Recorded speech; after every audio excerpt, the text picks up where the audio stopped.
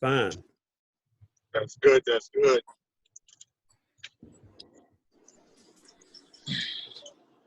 And you on the road? Yes, I just got done planting roses at for some elders. Now I'm on the road to go get my child. So Okay. ripping and running. Right. How things out your way? Well, everything's going pretty good. Pretty good. That's No reason good. to complain. That's good.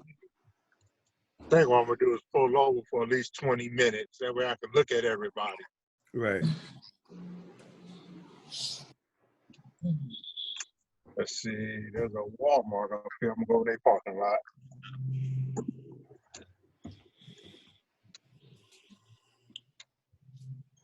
Welcome, Brother McGraw. Hey, how you doing, sir? We're just waiting on we're waiting to get everybody in. Okay, good deal. My video.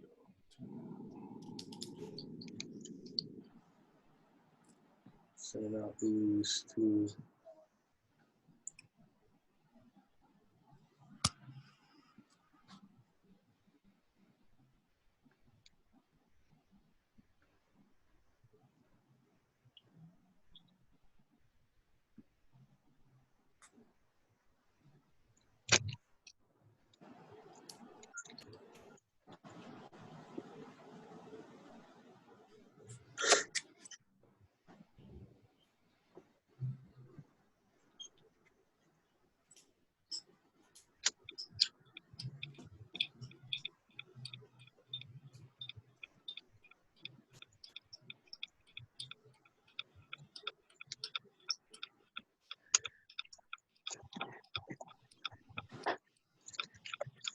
Send it out to everyone.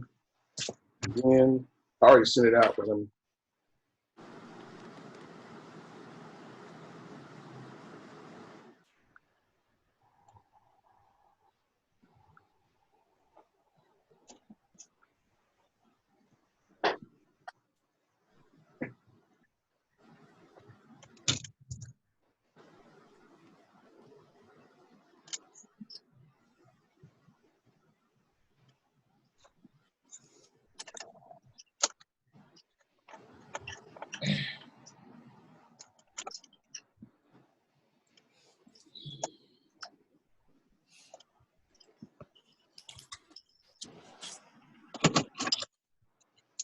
Who is on the iPhone?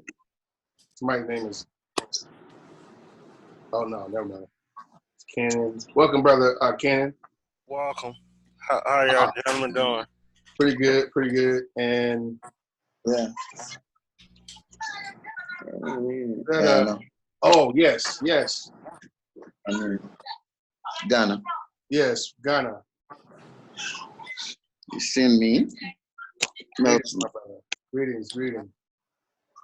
I'm just making sure that everybody's getting in. I'm gonna give them a little bit more time just to make sure before we start.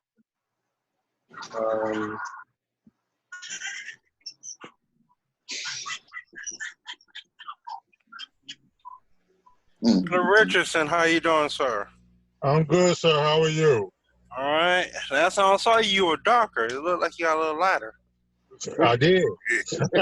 Staying indoors. About that, I was say that lack of that sunlight.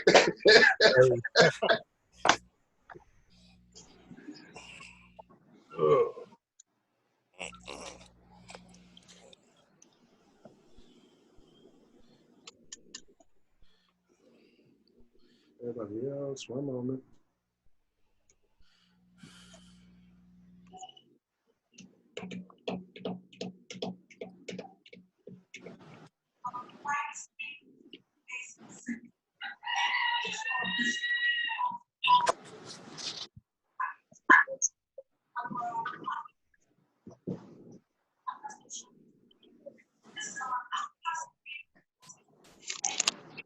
All right, what am I doing to this? We got another brother joining.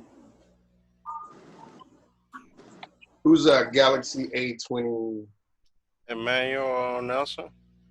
No, not that guy. Somebody just joined. Another brother. We can't hear you.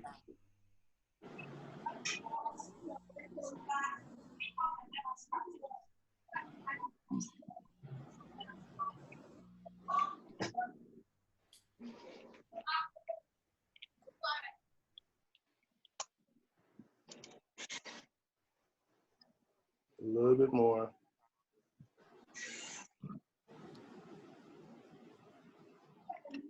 I'm trying to see if I can get. Oh, another one. Here goes another brother.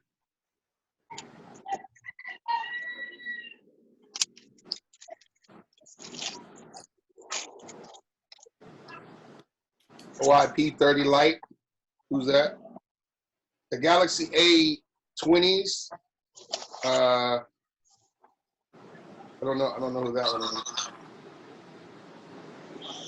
Can't see his face. Yeah.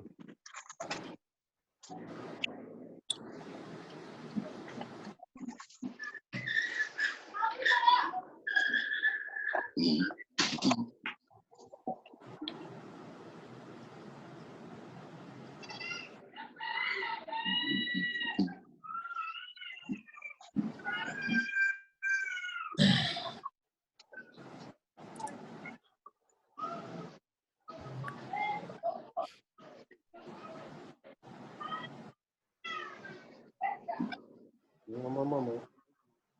Got 9 brothers so far. Okay. Who is I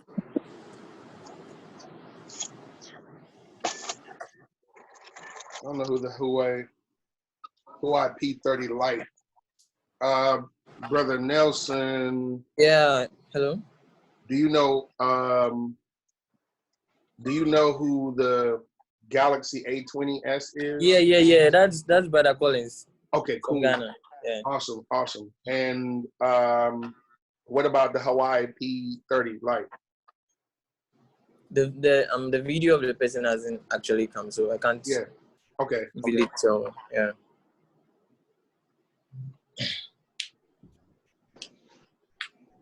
I don't know who that is. I don't want to kick him out. Yeah. Well, they must be a brother to have that thing. Yeah, true. Because I didn't share it to any place except for where Gual brothers were. Yeah, So I know it's a brother, but I want to see the face of who we're talking to. Let's see one more.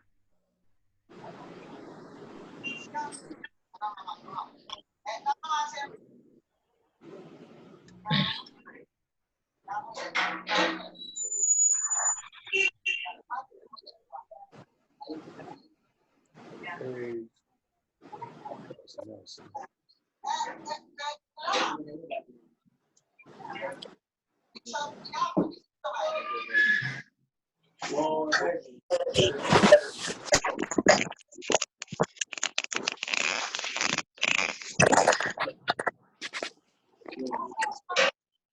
All right. I think I basically sent everything to everyone. There he is. Another brother. Thank you for joining. Sarmiento. Did I say it right? How do I pronounce your name? Louis from the Philippines. Go out, brother, from the Philippines. Okay,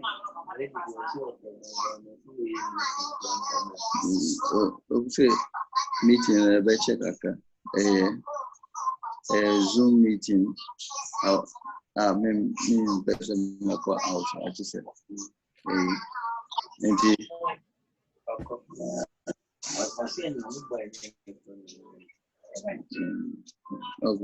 on now. It's a down on a keys in the mind. Now we're getting 11 brothers are getting in now. They're coming around. I'm sending them their link. Also, Brother Washington, Troy, and any of your other brothers too that you may know. that would like to be a part of this, add them. I'm doing that as we speak, just making sure go over my last few.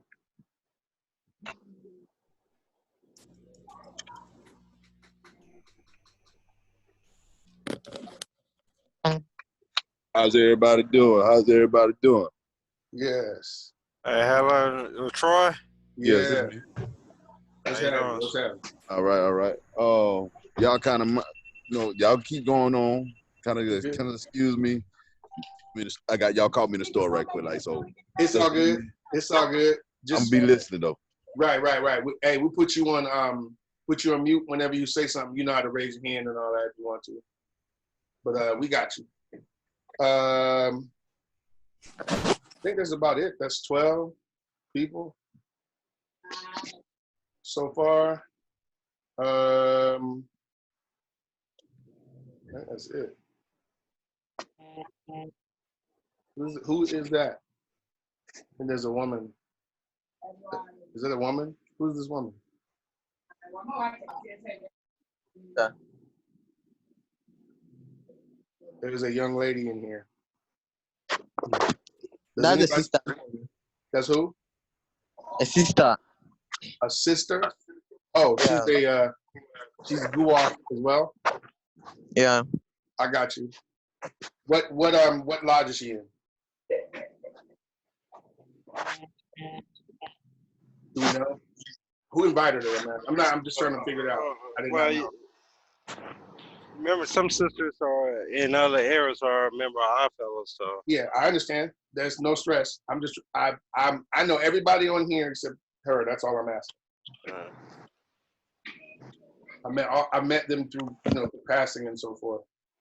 But anyway, and I'm just trying to figure out what lodge she's in. That's all. Who invited her and all that. That's kind of thing. What I'm trying to do is vouch for everyone. You know what I mean? So we're at 11:15. 11:11. So another brother joining. Got you. All right, so we're gonna get this going. One more brother is joining. Principal Du.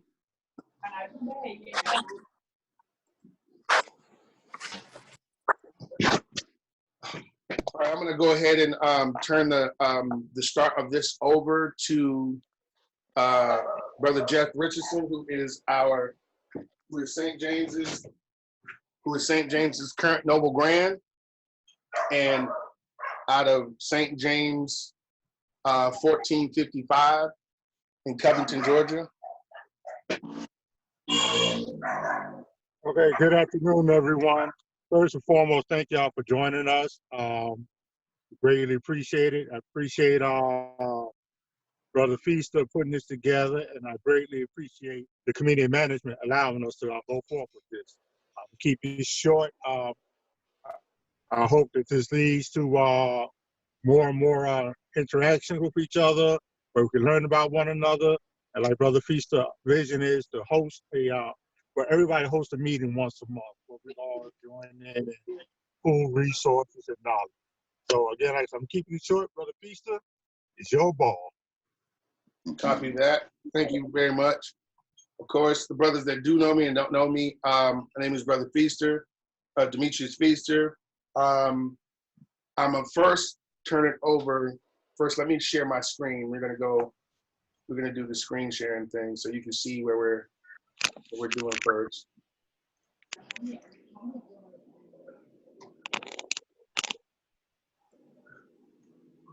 Okay.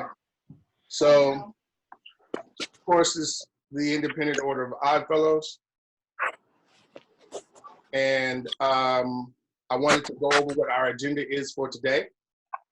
And this is the first ever, to my knowledge, a Grand United International meeting where we're all from around the world connecting for a meeting like this. You know, this is the second meeting. We had to have a first meeting, which was where it was myself, some brothers in Ghana, and the committee of management here in America.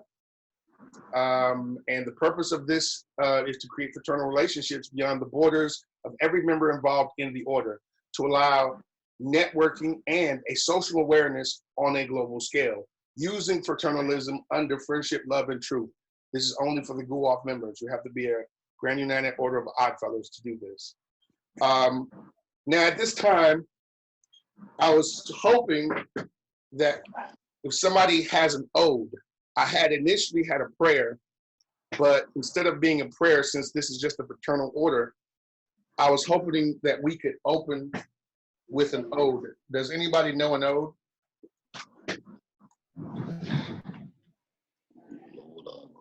Hello, anyone?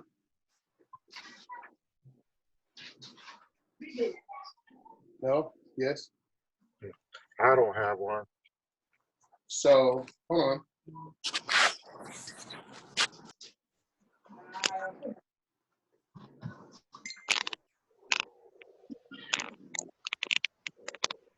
One moment. All right, I'm gonna read my ode. I'm gonna read an ode that we have for Odd Fellows. O Lord, our God above, fill every heart with love. Ode flows, Odd Fellows bless. May all our actions be such as approved by thee and our fraternity, crowned with success. Make us one family in friendship unity, the worldwide bond around, to dry the widow's tears, the mourner's heart to cheer, and help in time of need, may we be found. All right, with that being said, I would like to turn it over to our committee of management representing here in America, Brother Graham Page, if you would, you know, you give us your introduction from you. Okay. Hello, brothers internationally. My name is Graham Page. I'm the Grand Secretary of the Committee of Management in America and Jurisdiction. And I bring you greetings on behalf of our American Committee of Management with Most Honorable Grandmaster John Green as our Grandmaster. This is a really good thing for us to be doing. And I thank Brother Feaster for organizing this. And so on behalf of the entire Committee of Management of America, thank you. And I'm glad to see all of you involved. Okay, are there any other brothers from the Committee of Management anywhere else? Whether it be a subcommittee? Yes. Okay. Hello. Yes, go ahead, my brother. Yes, I am SKB Aqua, Samuel Bimpon Aqua, the Grand Secretary of Ghana, Ghana United Order of Ghana, Odd Fellows Ghana and Jurisdiction. I bring you greetings from the most wonderful Grandmaster, Westful Brother, Kuranting Adu. That's from Ghana. Thank you very much, Brother Aqua. Is there anyone else from the Committee of Management? Okay. With that being said, we'll move to our district Grand Lodges and branches, if brothers are, if the lodges are called branches. If anyone else want to say anything from the district Grand Lodges or branches in the introduction, you can go ahead.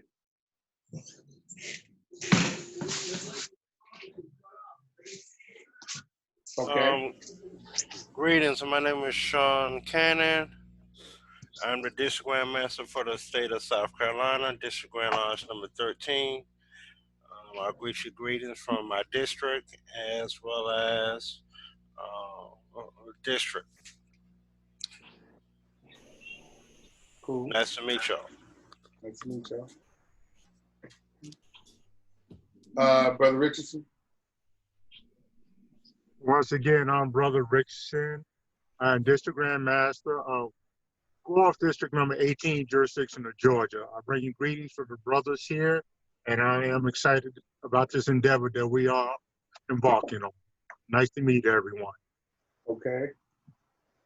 And I too am the Deputy District Grandmaster for jurisdiction of Georgia, District 18. I also bid you greetings. Are there any other lodges or branches, district grand Yeah. lodges or branches? I'm sorry, Brother LaTroy Irvin.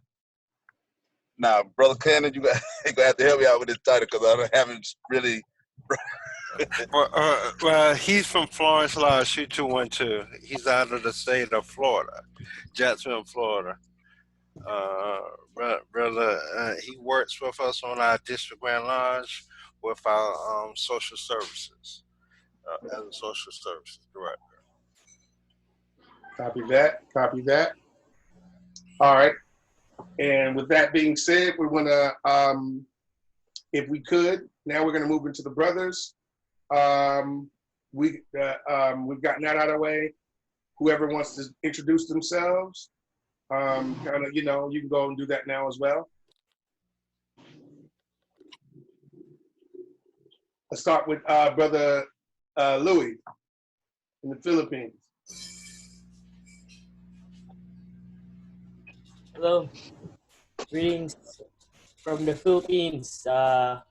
There's no Grand United Order here, but I joined the Odd Fellows in Florida, Harry Marsh Lodge, and it's 1 a.m. here, so I'll just observe whatever your agenda is. Thank you very, very Greetings, much. everyone. Thank you very much. I don't know who the sister is.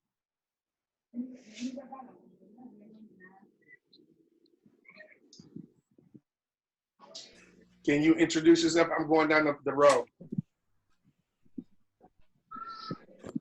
I don't know. Does anybody know? Is she on mute?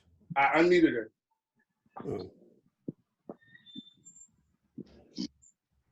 Do we know who she? How did she? Does she know that you want her to say something? I don't know if she knows that she's the only sister.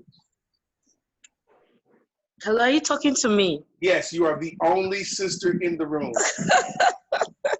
So we're trying to get you to. Good evening. It's 5:21 here in the evening, Ghana, West Africa. Yes. Yeah, my name is Abigail. Okay. Yeah. What's your from lodge? Ghana? Your lodge. Glory of Legon. Glory of Legon. Abigail. Glory of Legon. Okay. Got you. Bruce. Good afternoon, Bruce Benjamin, past Noble Grand from Emmanuel Lodge. Currently, I serve as the District Grand Director. Y'all excuse my background. I am at work, but I'm still here with y'all at the meeting. Yes, copy that. Copy that. All right, Brother McGraw.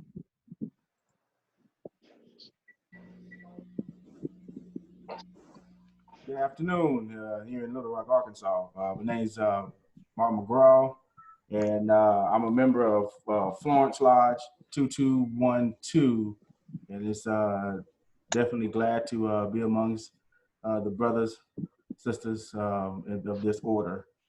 Just want to learn a lot, and I'm also trying to build in my state, which is Arkansas.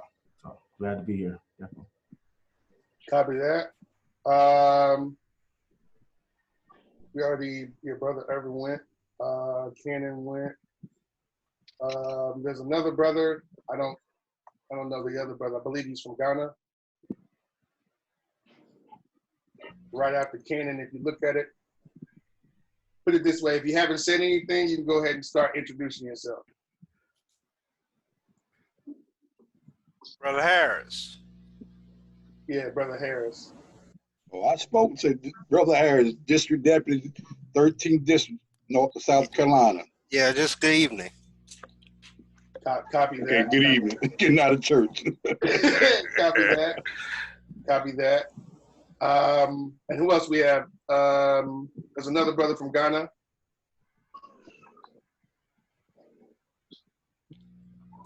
We can't hear you, I believe he's.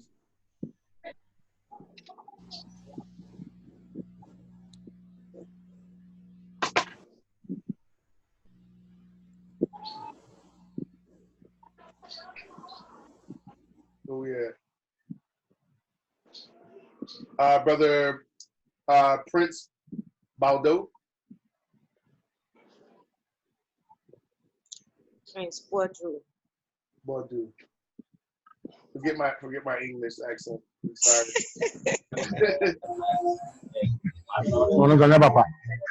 Prince Baldo.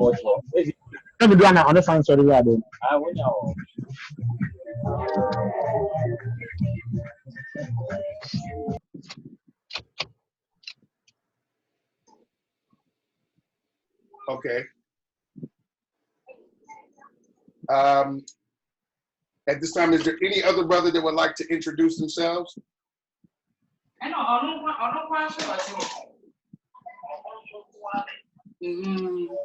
We're good? All right, so we're going to move on. Okay. So for this meeting, our agenda is we propose to do this meeting once a month. The agenda placed on this meeting is not set in stone. It is a meeting just for as a basis of what we've done to start. So, like for instance, St. James is hosting this lodge, this meeting that we're having with brothers right now. Oh, another brother coming in. Hey, what's going on, Brother Brown?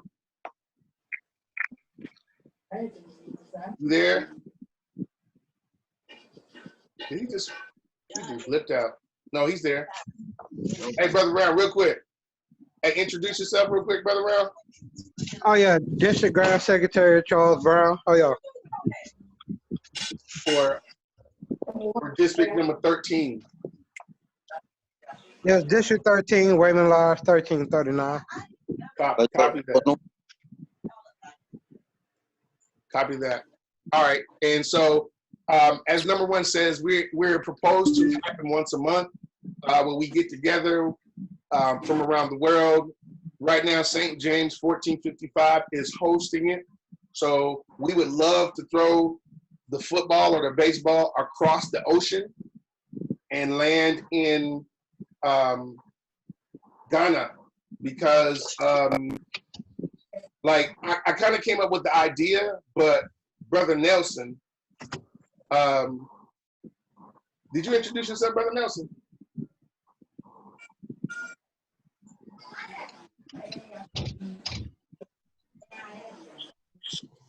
No, I didn't introduce myself.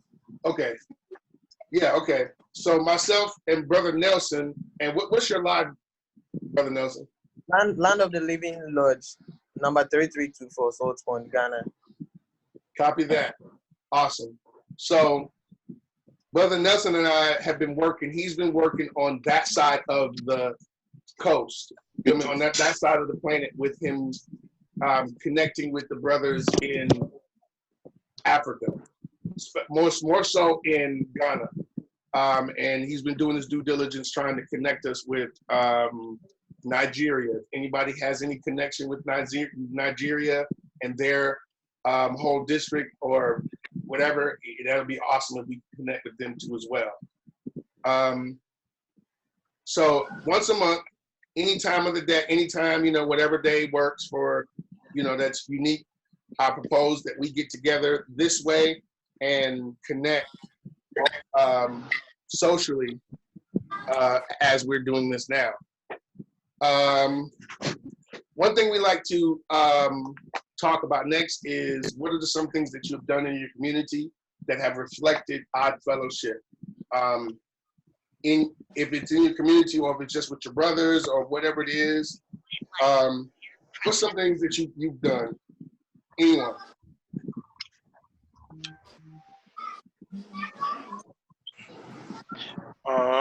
In District 13, we host twice a month. We hold a lodge of instruction to teach and educate our members in our district, as well as we invite other individuals to attend. We usually do it on the first and third Sundays at 7 o'clock. We use the method of free conference call. So we do large instruction teaching. Right now we teaching and reviewing the initiatory.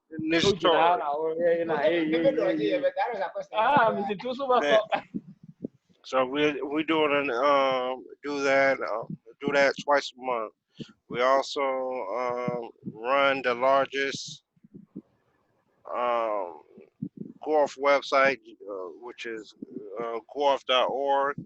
And we also just recently signed a memorandum of understanding with the Hartsfield Library Museum, as we found our records for our district that predates death certificates.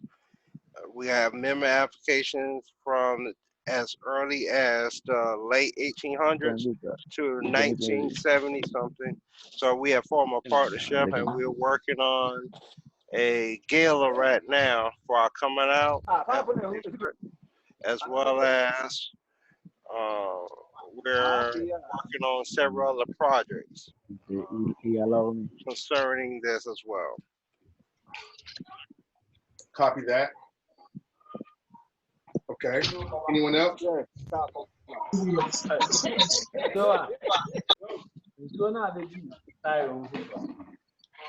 The first one, not Asian. Hello.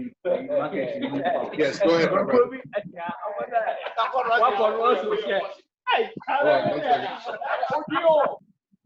Hello. Yes, go ahead, brother. Yeah. In Ghana,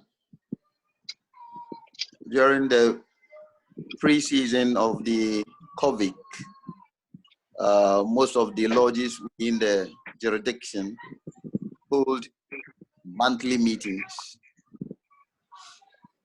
and each lodge has its own bylaws, which are derived from the parent constitution of the Grand Lodge, Ghana and jurisdiction. For now, the Committee of Management has a subcommittee which is organizing some appeals to be donated to the COVID-19 fund, which has been set by the President of Ghana. It ended just today, and they are due to do the presentation on the 21st of May. This is about what is happening in Ghana for now.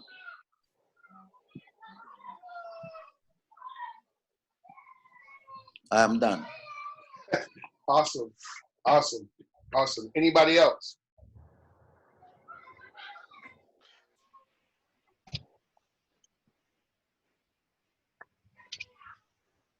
We're now at 18 participants, not 19.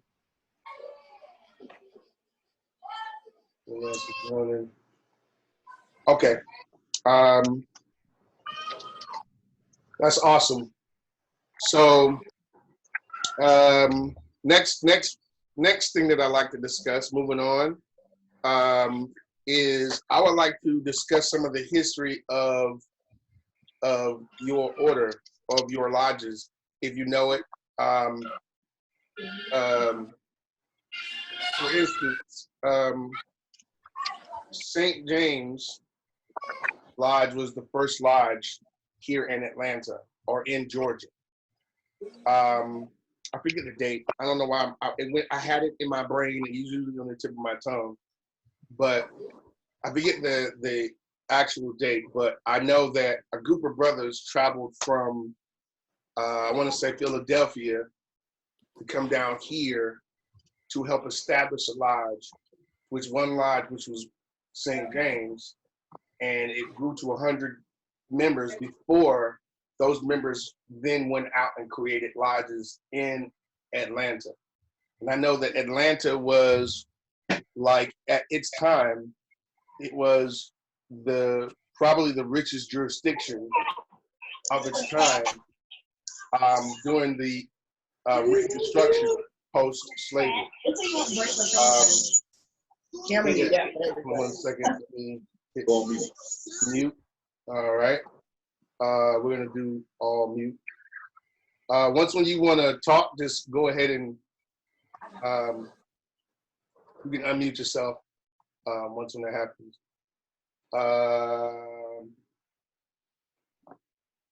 Another brother came in, we're good. So yes, so it became one of the most prolific sections of Black history in America, especially for the South. We got the first newspaper, first pharmacy, the biggest building ever built at its time, the most expensive building at its time. It had the most richest history as far as Oddfellows influencing in culture. And that was like the heyday for Odd Fellowship in the Southeast. Atlanta is a interesting place with a whole bunch of energy from people from around the world. So even in those times, you had people from around the world who were traveling from here to Africa, to Europe, to South America, Canada, establishing lodges around the world. So with that being said, that's basically what our lodge history is. It fell, I want to say our lodge stopped actually the first Black newspaper, I have to back it up a little bit, the first Black newspaper was called the Atlanta Independent. And it, at the time, it dubbed itself as the organ of and the voice of the Odd Fellowship here in America. And from that, you know, they spawned many businesses, which allowed them to create and amass a bunch of wealth. So, wow, we got brothers coming in. Everybody's coming in. So with that being said, from them establishing these businesses and going forward, they were able to make Odd Fellowship something that was massive within its time. So long story short, our order fell after the Atlanta Independent fell. It also had a life insurance company here too as well, which was another reason why it was a part of the demise of the Odd Fellowship, is because there were so many people that were of the same age. And when people got to a certain age, they would die. Then it might be, and if a pandemic happened, which is a pandemic did actually happen during those times, it started to offset people being able to pay those burial benefits, which sunk the company along with other things with it too as well. So long story short, I still haven't been able to find the exact time or the exact date that they ceased to exist, but the committee of management came in after or during the time of whatever the dismay that they had between it, and they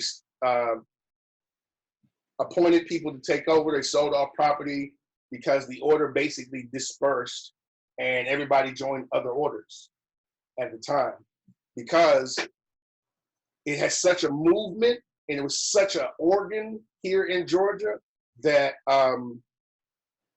it had to reach a peak, but they didn't know how to turn when you reach a peak to keep the momentum going.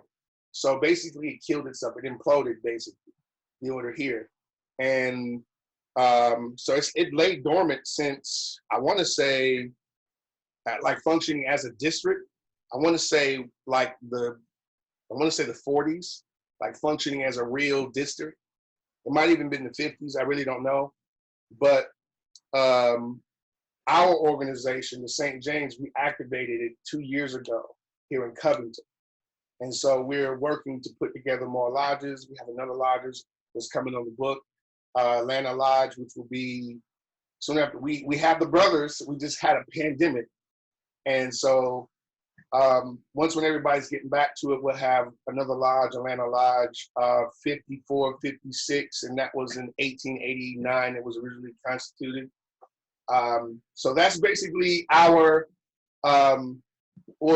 some of our history, really finally abridged. I'd like to turn it over to anyone else that would like to discuss their histories too as well. Go ahead. You can unmute yourself, Brother Cannon. Here, there you go. Yeah, a little bit more about your Atlanta history. As you know, there's still a House Hold of Ruth that never closed in the state of Georgia. It's in the lower part of Georgia. They own their own building. These ladies are in their late 80s and some in their 70s and 90s. They still meet. They just been disconnected with the order, most likely because they don't know how to get in contact with the order. But they still meet currently now, as you know, in our discussion with the other group who want to come back on in Georgia. So Georgia closed on the brother side, but just like most states, it did not close on the sister side. So some of those ladies are still meeting and fellowshipping on a constant basis. But I want to give you a little bit of history about South Carolina. South Carolina was incorporated as the District Grand Lodge of South Carolina, a Grand United Odd Fellows in America in 1881. The unique thing about our state, in 1904, we became incorporated as a district, which is funny, as you know, of Afro-American history, we didn't even have the right to vote in 1904. But in 1904, our state was one of the few states when all incorporations began in the state of South Carolina, and in the country was one of the few organizations that actually incorporated itself through as we should say, the white man courts and laws. Because we couldn't vote, we couldn't go into the courthouse, but we was able to form our own incorporation to protect all our lodges. My lodge was actually started 1 month prior to my Prince Hall Grand Lodge. In August of 1861, we became a lodge, Florence Lodge 2212. We actually have several lodges. One that Brother Bruce Benjamin was over, Emmanuel Lodge, was actually chartered by the Philadelphia 646 Lodge out of New York. We also have another lodge older than theirs that was chartered by them as well. So the unique thing about my state is we could still trace our histories. We actually have our applications for both the sisters as well as the brothers who fill out application and the death certificate and the forms that they use and sign themselves in our records. You know, we just put insurance on those records, and we partner with the library, Hartsville Library, and several other people to get this information out. But we have found prolific information. We found stamps from the BMC that no one else has right now. Early BMCs, we found early. I got what some of those books I got from the early 1900s to the early 1800s, we found in our District Grand Lodge. We're working on reproducing those so that we could have them for future members to look at. But that's just a few things that going on in our district of South Carolina. So anybody else, welcome to speak. All right, I'm sorry, this brother Latrell Irvin. I have a question concerning about the communication. What are we doing to pretty much actually correct that issue about lack of communication? I was gonna, can everybody hear me? Yes, we can hear you. Okay. What Brother Cannon just said about a household in Georgia, is the first time I've heard of that. And so what should happen is that everyone who knows something about that household should give them my contact information, phone number, mailing address, email address, because I'd never heard of that before. And so I guess I'm not sure what led to the lack of communication in that sense, but that household should be informed of how to contact me. Or either you could give me the contact information and I could contact them. I never heard of them before. Yeah, I never personally met them. We have a brother, Prince Hall brother, who wants to join the order. He knows the group of ladies.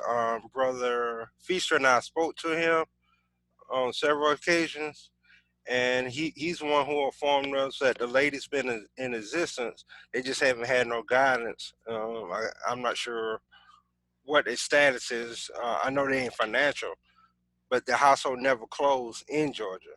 It's an older group. Brother Fisher, how old he said the ladies were? Yeah, he was saying that the ladies are in their between 70 and 90s. Most of them are in their 80s, but they didn't. After the district Grand Lodge failed, they were probably pretty young, and for the most part, in my findings, I found a bunch of people just joining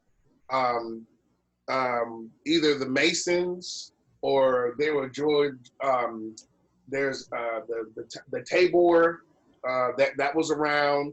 There was a whole bunch of other Black fraternities that existed, and because like the Odd Fellows people depended on the Odd Fellows here in Georgia as part of their sociological everything, their makeup. So when that's like having a hospital closes right next to you, or a hospital and a library, and then the business, and then the government closing next to you, and now you're left in the wind.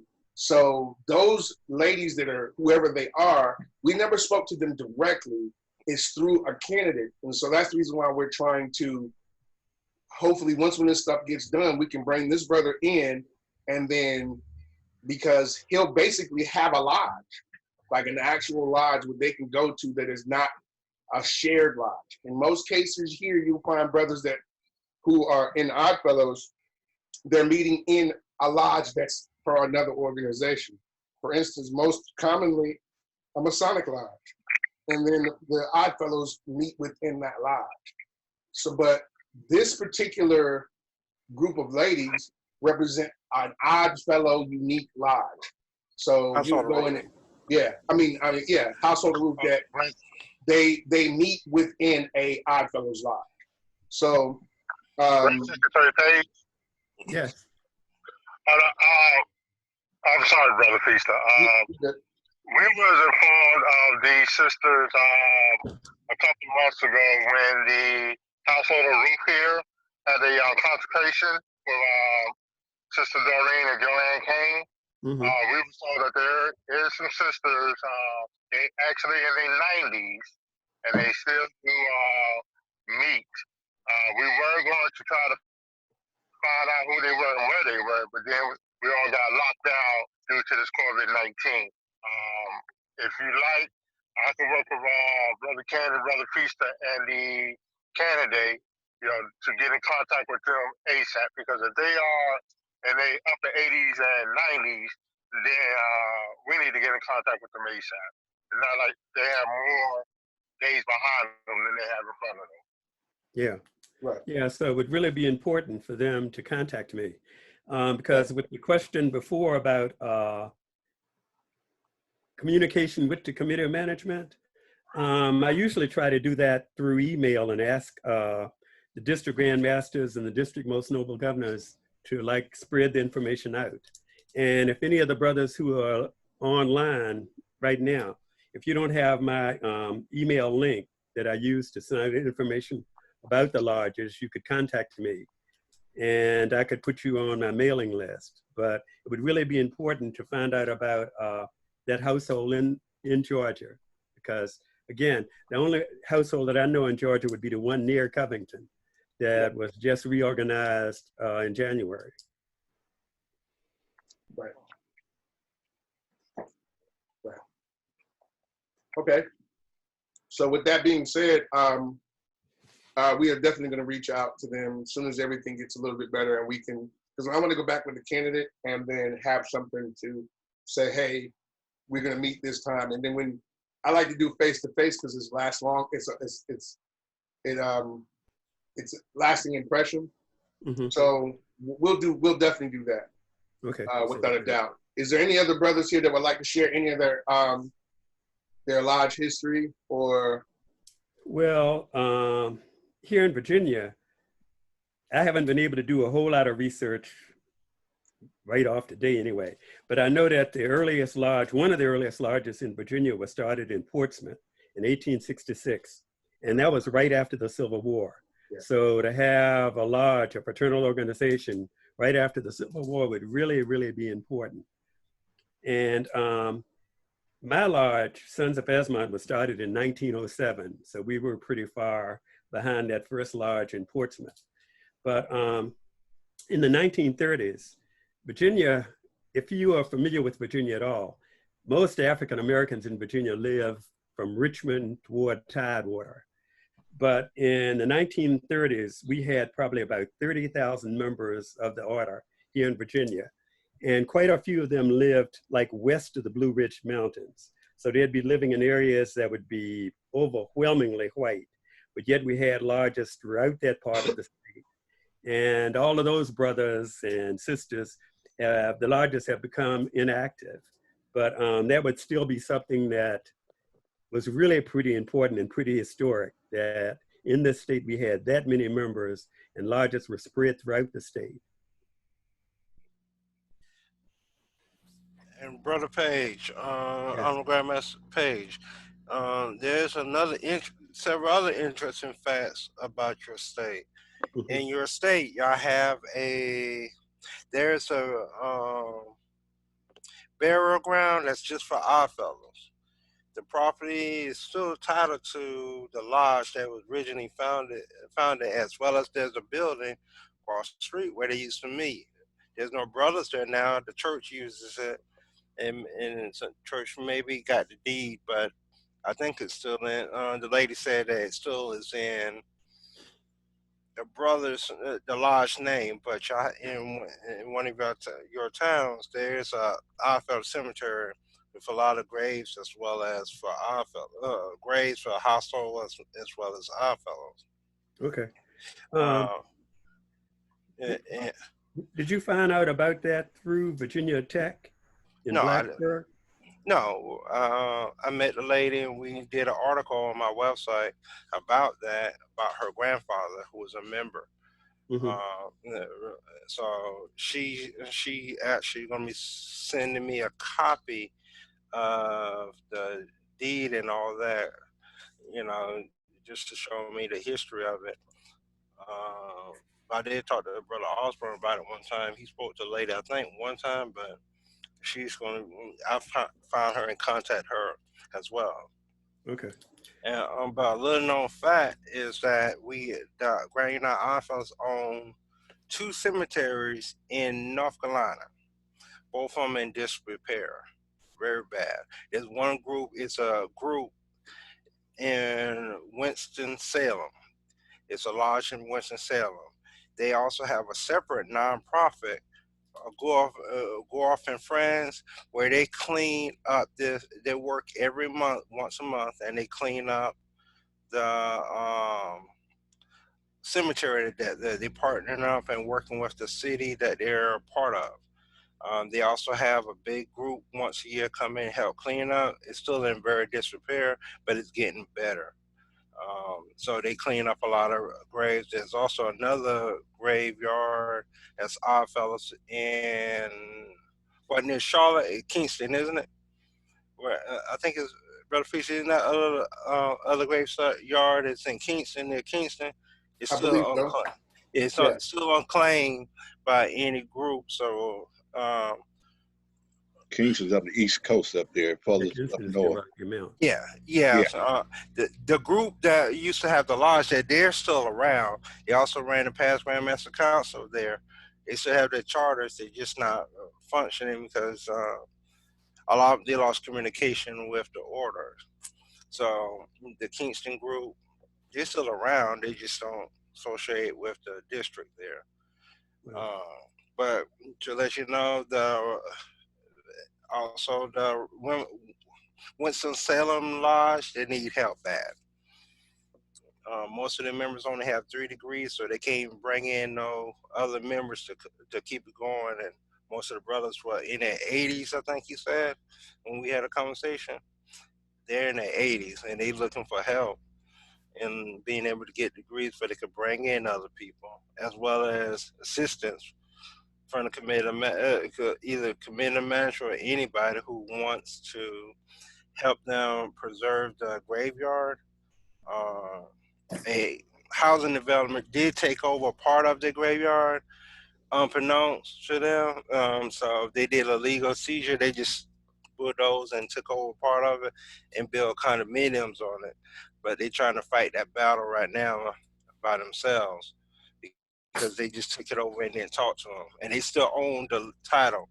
It was 3 lodges that founded that graveyard, and 1 lodge still exists. So all of that goes to that 1 lodge that's in North Carolina. Did I say anything incorrect, Fisher? No. And also, I shouldn't even bring it up because I don't have all the information, but there is, I'm also a member. So look, brothers, everybody is on this thing. On Facebook, join African-American genealogical groups on Facebook. I tell you why. Because you'll have people that are not even in your order who will, or in any organization that you're a part of, they will join and they like finding history. So I came across this Caucasian lady, and she reached out to me. I got to get her name and information, but long story short, in Florida, she found an entire Oddfellows cemetery, Black Grand United Oddfellows Cemetery. And she found it because in her gene pool, she researched, and said, oh, that's a Black guy. I'm related to someone Black. So it's become her whole ambition, her whole focus to help solve some African-American history. And I found her by way of it. I'll get the information by the time we have a next meeting or whatever. But yeah, there is another, we have Oddfellows cemeteries here all across America, where it's just Grand United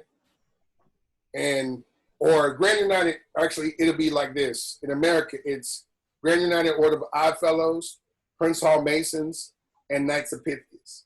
Those 3 orders are usually the 3 major orders within a city. They also had the Elks too, but I mean, I'm talking about orders that were like 1800s and beyond. But long story short, those 3 orders helped shape the society of the culture of the Black people within that city or within that state. So that's, you have to look at it. If you really want to look at Guelph and find history, you'll find history by going down the pathway of that order, and you may find that brother or his history there. Not saying that everybody was, but I'm saying during that time, Odd Fellowship was the social media. It was the actual social media app of the 1800s. You would go and convene in a location where you could trust these other brothers and know that what you're saying is, you could get your news from there. You can get your information. You learn how to read. You learn how to write. Learn how to open a business. That's how deep Odd Fellowship was here for Black people in America. So that's just saying that. Anybody else wanted to say something? In South Carolina, because of our records that we have found, we have traced over 900 Grand United Oddfellow lodges and over 900 House Hold of Ruth lodges within our state alone. We also in our records we have found that one of the lawyers who was part of Brown versus Wade on the board of School Board of Education, he was our lawyer for District Grand Lodge number 13. The federal building in Columbia, South Carolina is named after him. We have a picture of him with some of his brothers from one of our lodges. So we have found a number of people in those records. We found that Benedict College was mostly founded by the Grand United Oddfellows. Allen University, South Carolina State University, all was founded by Grand United Oddfellows. Morris College was as well. One of our past Grandmasters for Prince Hall was an Oddfellows. He was also our district secretary for many, many years. He was from Hartsville, South Carolina. He also was the president of Morris College. He was also one of the health administrators of South Carolina State. And he was very prominent in both Prince Hall as well as Oddfellows. So we have found a lot of history. And if you want to find your history, two places that we found the best way to look. First is the funeral parlors. All funeral parlors were owners or members of the Grand United Oddfellows. So a lot of them still have records where other people may not.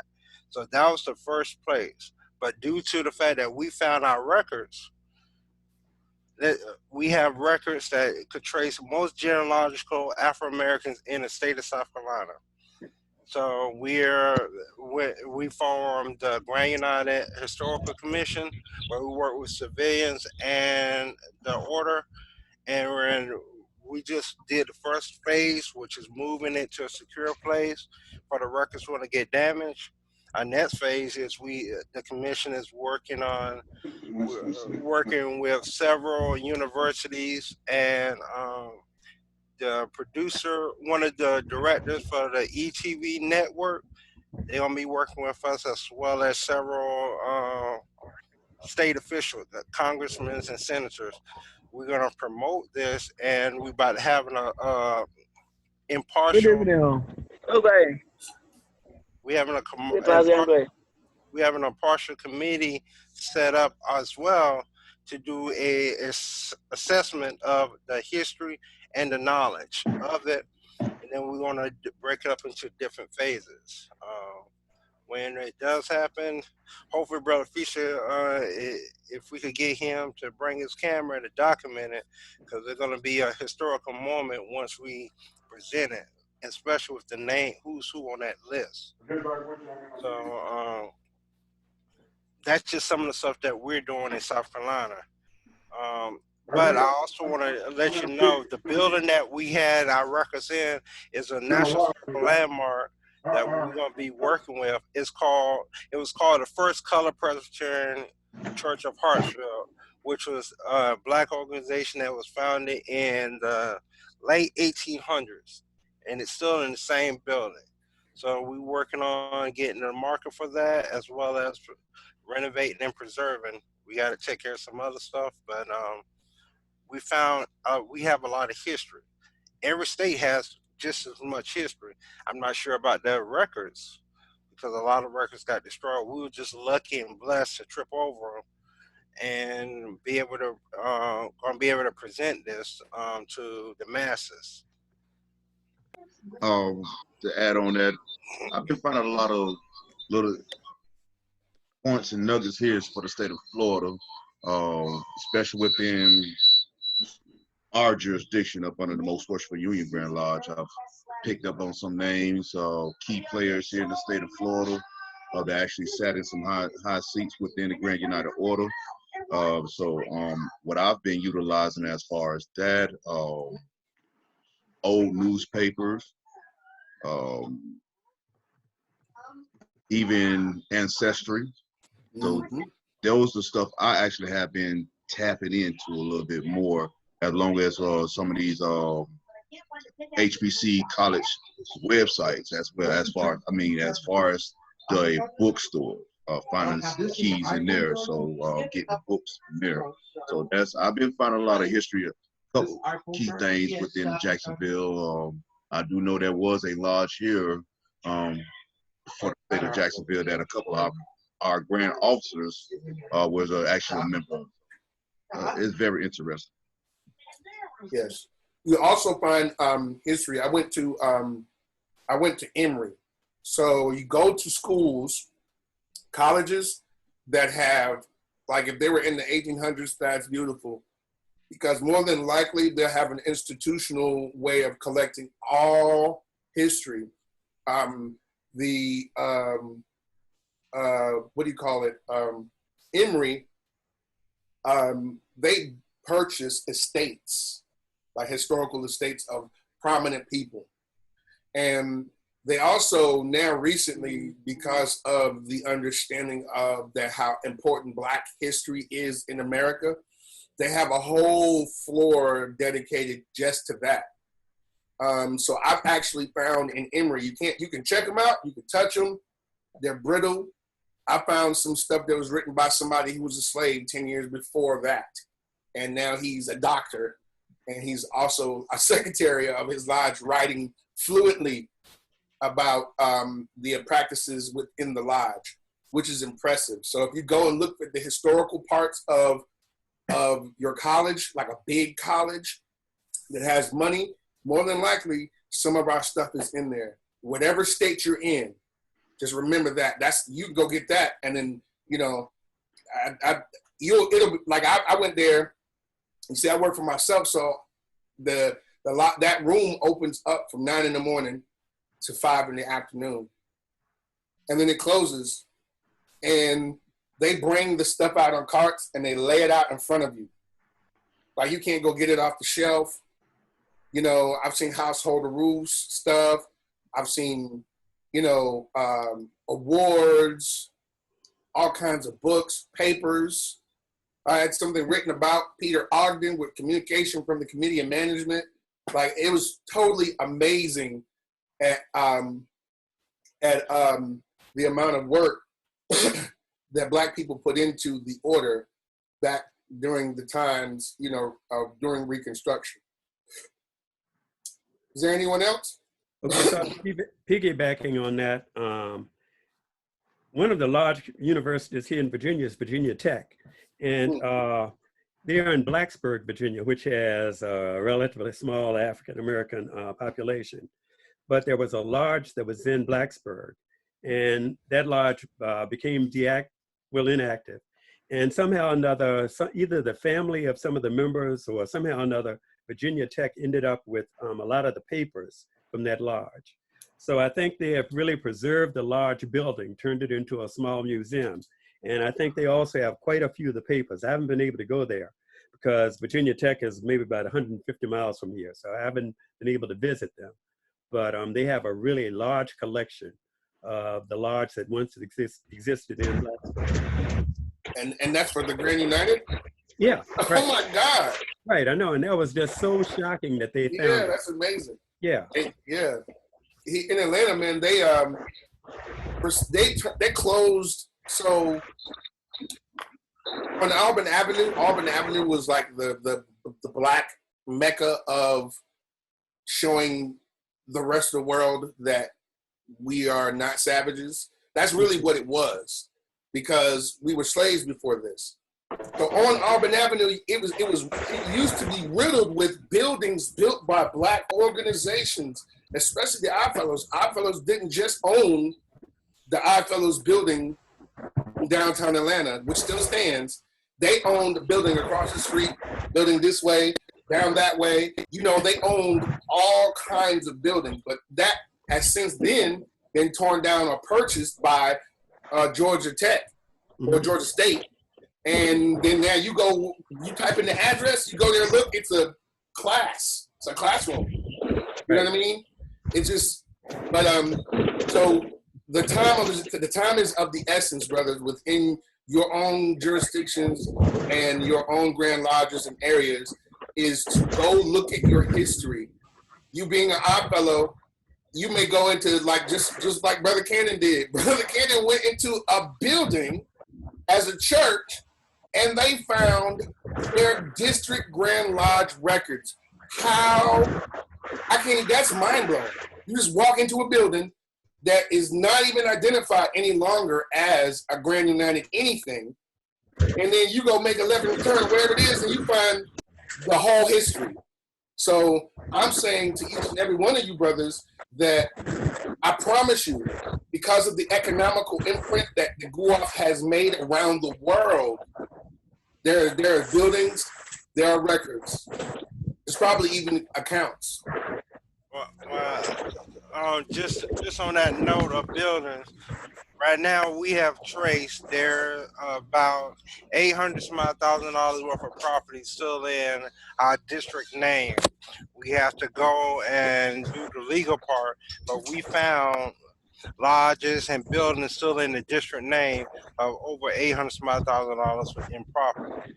We have found that one building that we have was a block and a half that was in Columbia, which is now part of the bank is on part of property as a parking lot, and they took up some more, which is still owned by us legally, but we traced, we went and did a research. There's no record of demolition or we sold it.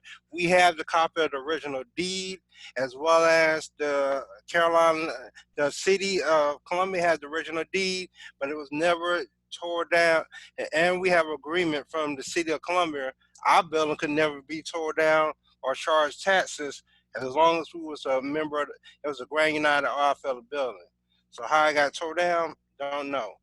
But the Historical Commission and the District Grand Lodge, once we finish up some other phases of the first part,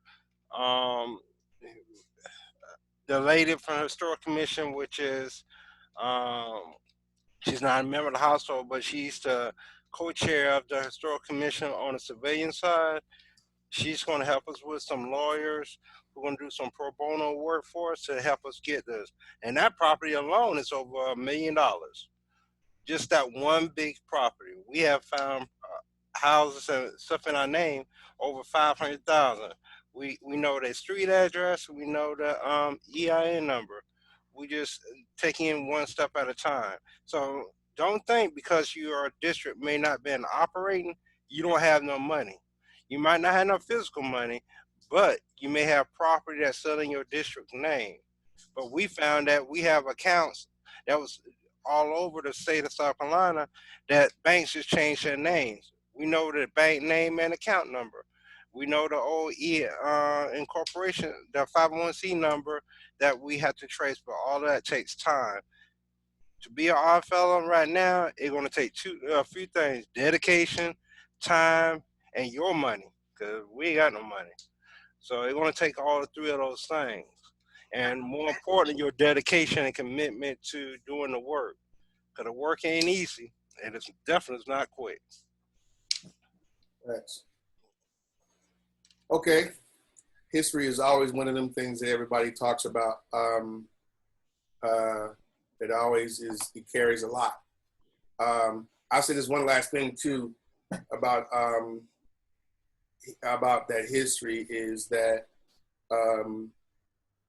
as the Grand United Order of Odd Fellows became one of the richest Black organizations ever, jealousy ensued too as well.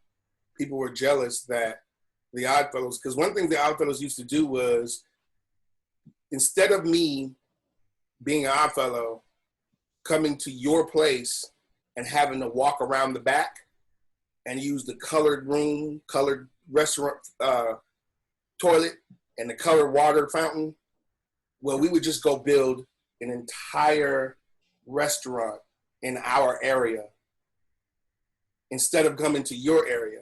So what was happening is that people they realized that they needed the Black dollar. So you got to look at the influences too at the time.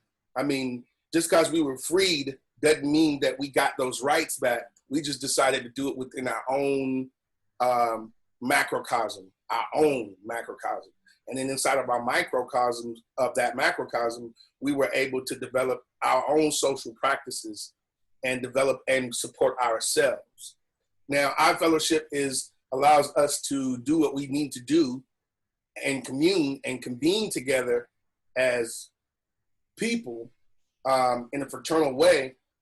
But then you got outside external factors that are pushing us and picking at us and messing up our bottom, our foundation. So like how Sean said, you don't know how it happened. What happened was somebody came through who really wanted that property and they really wanted to do something else with it. So you flim with the flim, and then you got some new paperwork and now you got some land. You know what I mean? Because the brothers aren't active or they're not around and etc. So, but yeah, that's it. Anybody else? Anybody else overseas want to talk about any of the history? No? All right. If you need to, remember, I can't hear you. Everybody's muted. So if you need to say something, you just raise your hand. You just click the screen and hit the hand button. But hold on. Aqua, you were saying something? Brother Aqua? Yes, I am taking you Ghana. Yes. Yes. Our lodges first started as standalone lodges. The first lodge in Ghana, that was in Gold Coast in 1879, and it's Belgrave. But the lodge was named after worthy brother Belgrave from Bahamas in the East Indies. He was part of the East Indies regiment, which was detailed to Gold Coast. Then he formed the lodge at Cape Coast in the year 1879. And from there, lodges were established, but they were purely for socialization. Although some started building. What we have in Cape Coast, the building belongs to the lodge itself. It's a nice edifice just behind the castle, the Cape Coast Castle. From that time on, the lodges spread all over the country. And as I speak now, we have not less than 154 lodges. Wow. I visited the Bellevue Lodge in Cape Coast back in December 2010. I was amazed at that building. Wow. The lodges in Ghana, because of our name, Grand United Order of Odd Fellows, when they enter into every town, it is the old cemeteries that they acquire and build their arks. However, they do not own their lands. No lands in Ghana are leased. Wow. But now, lots of lodges have their own buildings, but it's poorly managed. We are now building up the properties committee, who is now asking them to deposit their deeds, their land deeds, in the head office. Now, in 1951, we had our dispensation for the committee of management, and the sub-lodges were grouped into districts. So far, we have 14 districts, male and the female. And out of these, we have the members of the committee of management, one from each district. And on a yearly basis, they we have a brother being elected from one of the districts. Once you have a member on the regular board, you are disqualified from nominating a brother until such a time that your brother leaves the scene. So you come to think of 7 years when you enter the line of the board of of the committee of management. It takes you 7 years to get onto the Grandmaster's seat. From there, you go to the immediate. Then when you go to the past Grandmaster, then one other person from your district can then enter the line. That is so far what we do, but I have not seen any business going on in Ghana for now. It is now that we are trying to acquire our acts and see whether we can enter into serious business transactions with developers to develop our areas so that we can move on. That is about what is happening in Ghana now. I am done. Thank you, Brother Aqua. Is there anyone else? All right. Okay. Well, seeing none, I'm gonna move on. History is always great. I love history. And I think we already covered some of our own particular challenges that we may have faced for our fourth part. What has anybody had any challenges that they've faced, like, you know, they're facing right now or in the past or what have you, that may want to bring up?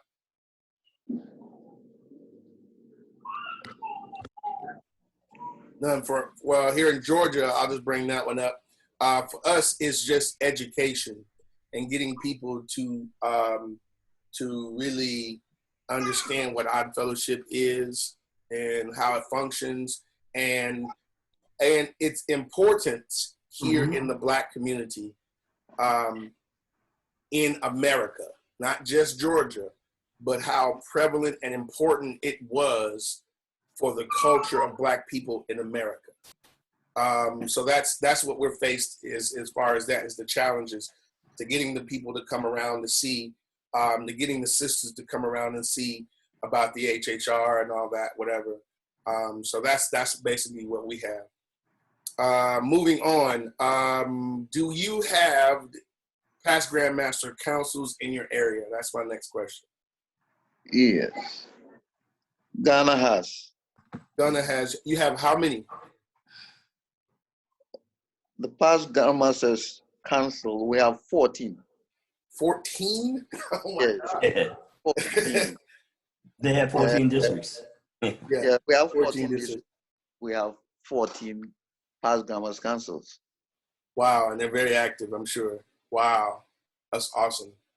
Anybody? I know down there, Brother Vaughn. Is he still on? Is Brother Vaughn still on? Yes, he is. Brother Vaughn, you have a past Grandmasters Council down there too as well. Am I not correct? In the Bahamas? You still on? Yeah. We have one that is active. It's the past Grandmasters Council number 40. That Master's brother Dwight Barnaby. We meet every first Sunday in the month, but of course, because of the pandemic, we had to put that on hold again. Right. Copy that. Okay. And is anybody else? I think that's basically it. Brother Stephen. We have one here in Chicago, but the members are old. Yeah. I'm youngest.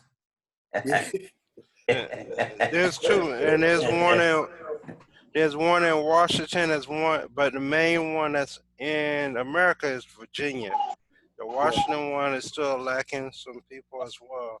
The main past Grandmaster Council in America is in Virginia, Richmond, Virginia. We do have scattered throughout the jurisdiction. The one in Richmond is pretty strong, but we do have others scattered throughout the jurisdiction. Right offhand, I don't have the other locations for them, but throughout the jurisdiction we have some. So I think in Delaware and Illinois, in New York and North Carolina, we have branches of the past Grandmasters Council and the Patriarchy. Awesome. We can dig that. That's good. So that's something that we need to, everybody should aspire to achieve. I always try to go and get as much as out of any organization I'm in. I try to get as much as I can out of it because that's what it's there for. It's there for you to do that.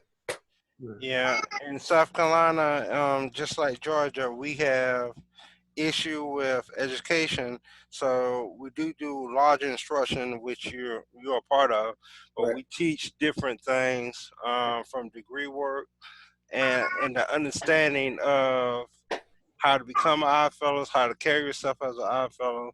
Currently, we're working on initiation, because that's the biggest thing that a brother faces when coming into order. How do you bring in a brother, and is how the brother perceive the order. If you act like you don't know nothing, you can't do nothing, then they gonna say, why am I joining this order? If you bring them in the right way, and you teach them the right way, and then you give tests. In our state, we're expanding on our degree tests. We found some of the older books that gave a little knowledge, like book 3 from, that was from the, that book was what, late 1800s, book 3? Yep, and then we don't even use that stuff anymore. Yeah. We don't use the whole degree. Yeah, and they got a degree in there called the Gray degree. Right. Most people don't even know we had 8. Our fellows originally had 8 degrees. Now we have 7. But it's in that book that we do have with the 8th degree, as well as expand on some more in the book 3, it expand more on your degrees than it does in book 2 that we use now, which goes in and giving your degree work and your charges. Book 3 expands on that and your duties, not just receiving a charge.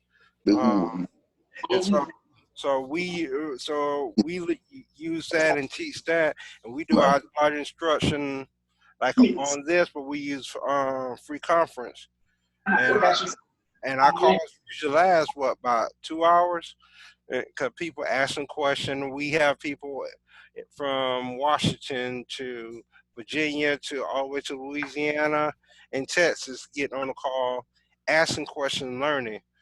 And that's what we're here for, to practice and learn while we can. And this is the best opportunity because nobody could go into place, and it's cheap. They ain't got to no hotel room involved. Copy that. And then we make charts, like different charts for understanding of the degree chart, the chart on charter. We make those, where we can teach and show the work in our order. So we're using technology to advance, as well as a few other things for our advance. Right. Okay. All right. So moving on to Patriarchs. Does that exist in your territory? Anyone? Yeah. Well, yeah, we have the Patriarchy too, but again, this old guys, I'm the youngest. Yeah, I get it. Yeah, they're scattered throughout the jurisdiction, throughout our jurisdiction, Canada, the Bahamas, and various states within the U.S. Yeah, I'm pretty sure that we would want to we are definitely going to want to start a Grandmasters Council and a Patriarch here in Georgia. I can 100% guarantee that. Right. So I don't know where we would have to come get it, but I'm gonna get a crew together. Okay, well, look at the general laws, and Yes, then you sir. can contact me, and we can try to, work with somebody to set you up. Yes, sir. I'm Follow the totally with general it. laws. Look at the general laws to see what has to happen. Yes, I will. Yes, definitely. And remember, you got to have your college degree lectures. Yep. As well as pass through a House Hold of Ruth. Mm-hmm. Right. Or be a member of a house group. Yep, So, I got that. so that's part of it. But you have to have your college degree lectures. Yeah. Before you could obtain any type of past Grandmaster Council. And then you have to have that past Grandmaster Council before you have your patriarchy. So there's different steps. And you have to be a member of the order for at least 18 months before you can get your college degree lectures. And then from there, you have to be accepted to it. Accepted to join the past Grandmaster Council with a letter of recommendation from a House Hold of Ruth. That you're a member or pass through as a member of the House Hold of Ruth, and you receive your college degree lectures. So there's a few things you have to do. But they put it simple. The most important thing is to have the time, the 18 months. You have to have 18 months. It's a matter of just being diligent and learning where you can, as much as you can, about the station that you're in. Yeah. And for Georgia, the closest state that give you your college degree lectures would be South Carolina. And then Virginia or DC or Chicago. Right. Okay. All right. Yeah, I would need to figure that out. I'll figure that out. That's just something else for me. So, all right. What about you, brother Aqua? Yes. We have patriarchs. We have 14 of them. Yes. 14 of them. Sure. Because of the structure of the committee of management, you need to go through the past Grandmasters Council, then graduate to the patriarchy before you are even allowed to be nominated. So, because the order was built for the leadership training, you got to go through it, and therefore every district has a patriarch. Then the female side, they have the matriarchs, and they are all related to the United Order of All Fellows, America and jurisdiction. That's where we even take our password. But with the council, we take it from Manchester. Got you. So you get all of that from Manchester. Sure. Got you. We get our passwords from Manchester, from the sub lodge to the council, but the patriarch comes from American jurisdiction. Right. Got you. I understand. Awesome. So, all right. Is there anyone else before we move on? All right. Moving on. Biannual. Here in America, we have our biannual councils every 2 years. Ghana, I think Ghana has it one. You have yours annually. We have ours annually. Yeah. Conferences annually. Yeah, annually. And then our biannual conference just got canceled, so we're not going to have ours until 2022, I believe. Yeah. Or is it 2022? 2022. Yes. Oh, so yeah. So and we're not. I'm not saying that we're not. I'm just saying ours is more spread out across America versus how you have in Ghana. You guys got so much stuff in your country, and I'm amazed at the numbers that you have. I think that's pretty impressive to me. I would see the biannual versus annual, in my own opinion. Biannual allows us to stay up. The annual allows us to stay up to date. I know we can send out emails, but if we did it every year, I could see us getting it up to date, making us being able to change quickly with the times, how people move. You know what I mean? And I'm not talking bad about the biannual thing. I'm just saying it's always, I think almost the whole time it's been here in America, it has been a biannual. It was an annual conference at once, but for the most of the time it's been biannual. And it hasn't changed for a while, if I'm not mistaken. The reason that it is biennial, well, at least one reason, is that on those off years when we don't have the BMC would be the year that would be usually a district conference. So we usually would be holding it on an off year, and then the BMC would be on the next year. So that's why we usually have it that way. That makes sense. That does make sense. That way your local lodges can convene, do whatever we're doing, and then plan for the next meeting next year, the big meeting next year.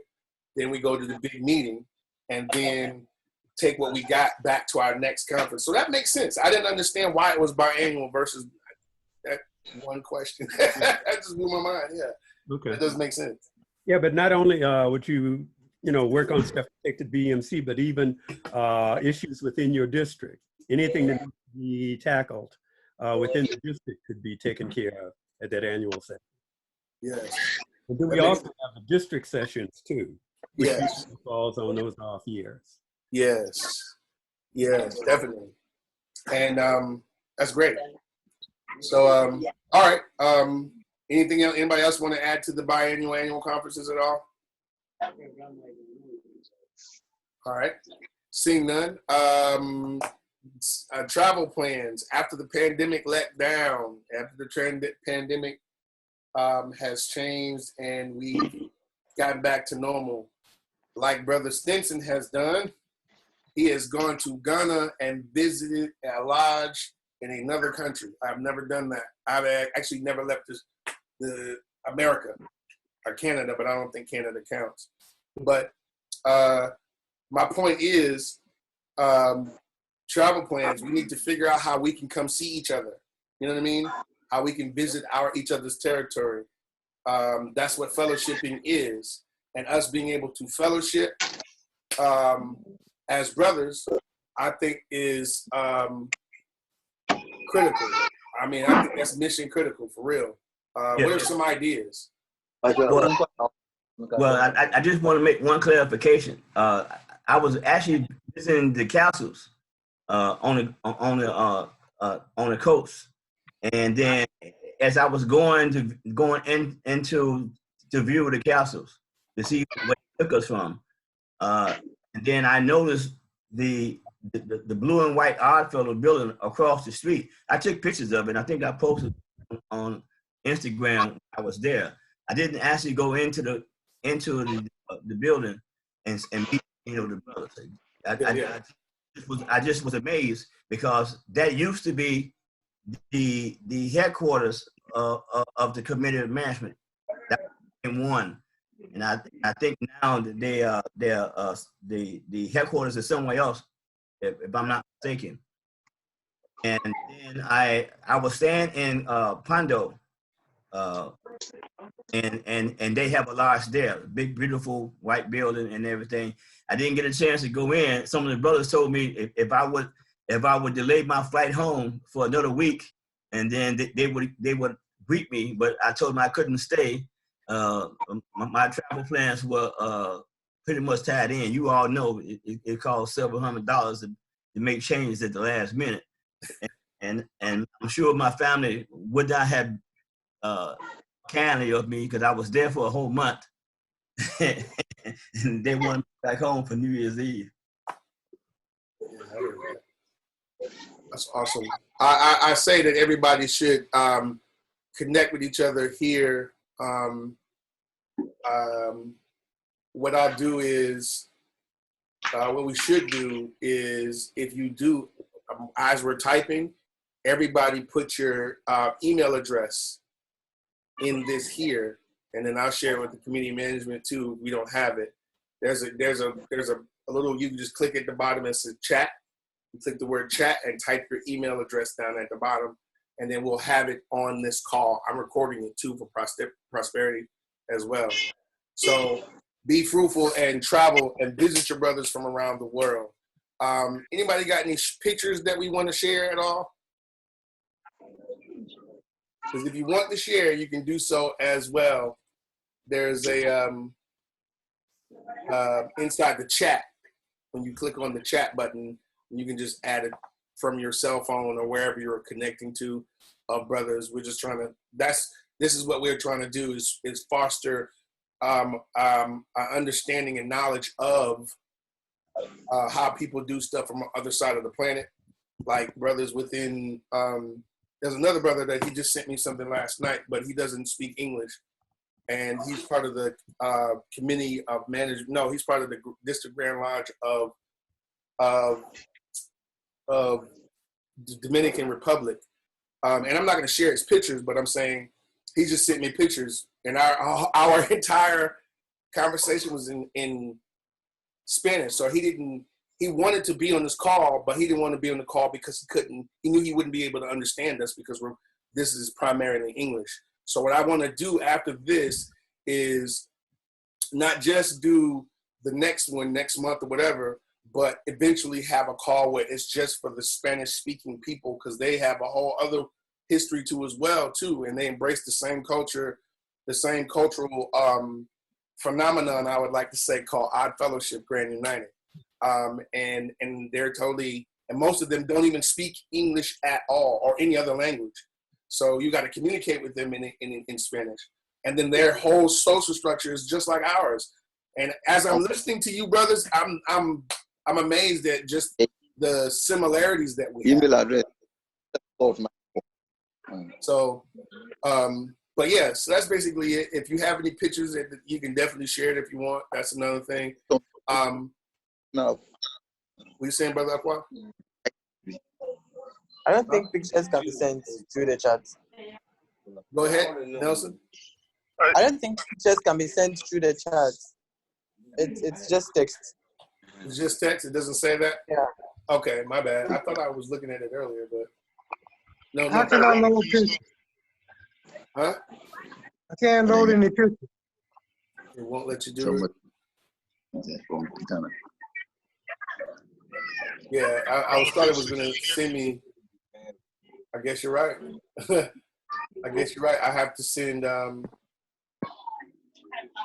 I have tons and tons of pictures. So we'll do it. We're gonna do it in another form. If you can though, type your name, type your email address in the chat. Just type your name and your email address, and then that way I can have something to go by. If you could do that now, because that leads into our next thing, was collaboration via social media. And I'm probably going to connect with, set up something that's just for this chat, for us to get the information, and then we start bringing brothers in that want to be a part of it, and etc. That's how we can basically we can manage it. So, where's my chat at? Has anybody seen the chat? Is everyone here on WhatsApp? Well, you can do WhatsApp too if you know me on WhatsApp. But I was trying to get it so that everybody else here can do it. I'm gonna make WhatsApp allows groups as well. Yeah, that's right. And there's a lot of you brothers in Ghana too that are on WhatsApp as well. That would be super awesome. So we could do that there too as well. I'm looking at.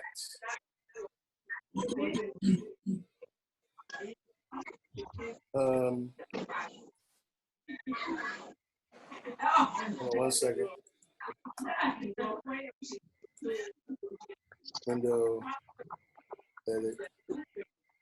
Are you, okay, so anyway, I'll get back to that. Collaboration on social media, that's what we're looking for. At this time, we kind of skimmed through all of that. I would like to open the floor for discussion. House Hold of Ruth, the regalia, your furniture, books, and the next lodge that we would host. It's all, in other words, the floor is open to talk about anything that you want to talk about before we close.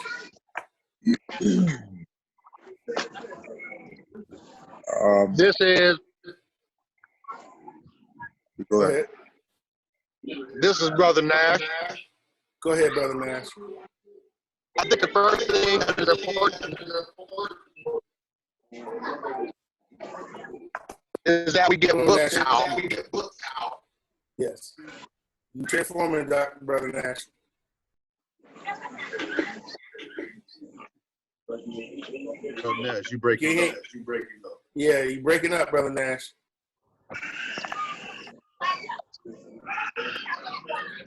Want to repeat?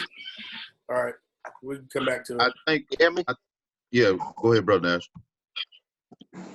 So I think the first thing we need to do is Brother Nash, turn your music down and wind up your window.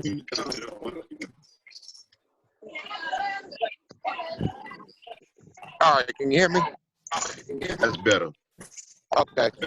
So the first thing we need to do is get the books out so we can understand what we're reading and what we're doing. I think it's not working right. So we need. So you're saying basically. So all right. So I can understand too. Is so for instance, your books, your books come from. You write your own books, or do they come from media management?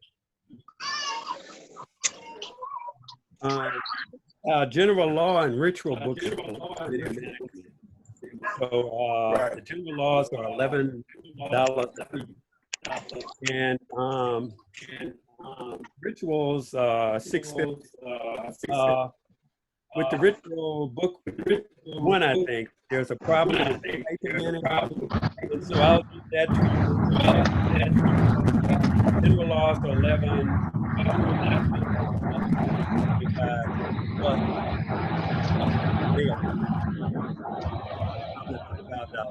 Depending on how many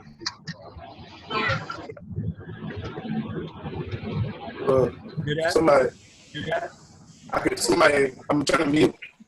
Hold on 1 second. We have a lot of background noise. I'm gonna mute all real quick. 1 second.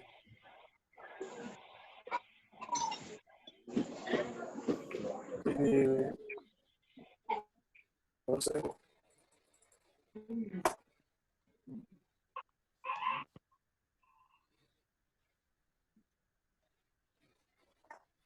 Okay. All right, Brother Page, if you could go back again and say that. I muted everybody else. Yeah. Okay. Now, general laws are 11. There's still some background. All right. The rituals 650 and 325, and the check would be mailed or money order plus about $5.75 for shipping for the book. So general laws and rituals would be coming through the Committee of Management. Copy that. I'm gonna have to see what those look like. I would love to see that. And I'll talk offline with that for us.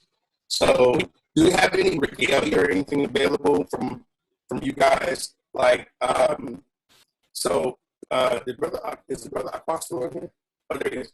Brother Aqua, what about you guys? In America, in some of our lodges, we have aprons and collars. Do you have anything like that in your jurisdiction, what you guys are doing? Okay, I couldn't understand ever what was being said. Did anybody hear what I said? Can you hear me? No, we have too many people that have their mics on, and we getting echoes and all that stuff. So if you're not talking, you should have your mic off. Right. Right. There we go. Okay. So all right. Can you hear me? Am I clear?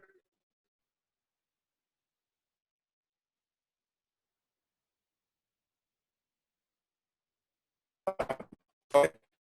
So,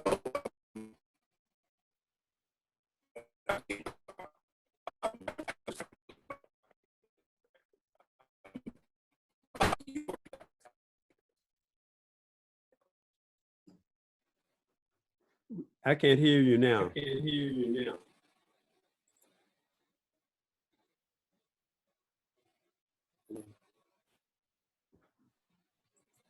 you hear me now? Yeah, that's better. Right.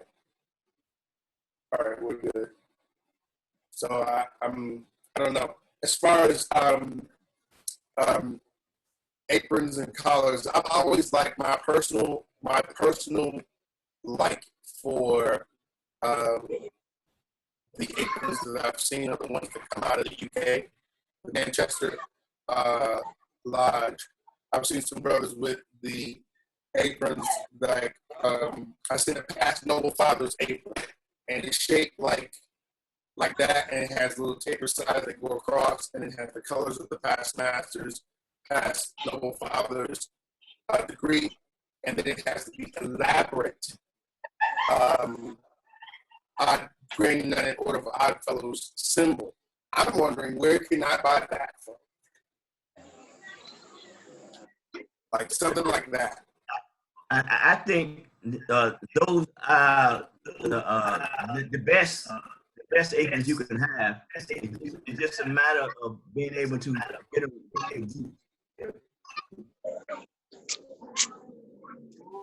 So then you get it's a matter of what? It's a matter of being able to get them reproduced.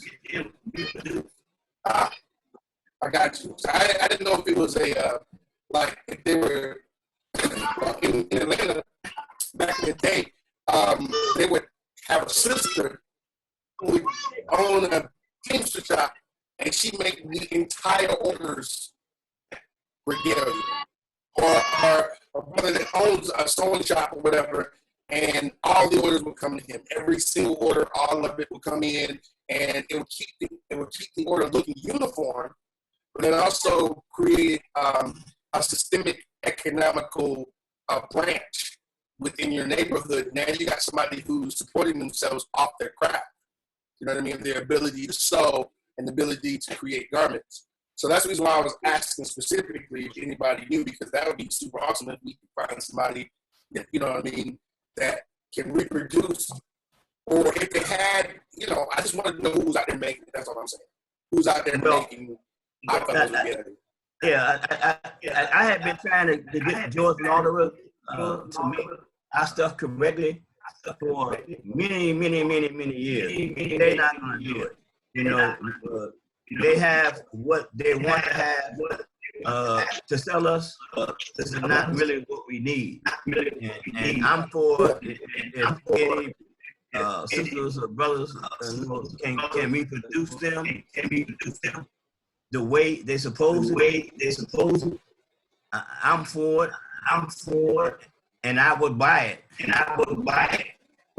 From any person that can do it. Yeah. Our membership is low, and that's why Lauderer stopped making stuff for us. Yeah, in America. Yeah. So yeah, and a lot of they don't have any interest in the historical aspect of it. They're more concerned about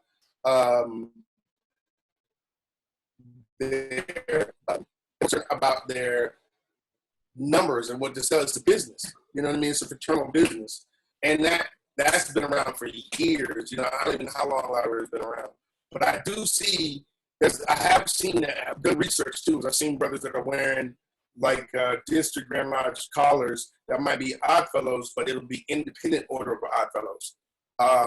You know, the chain, it won't be out.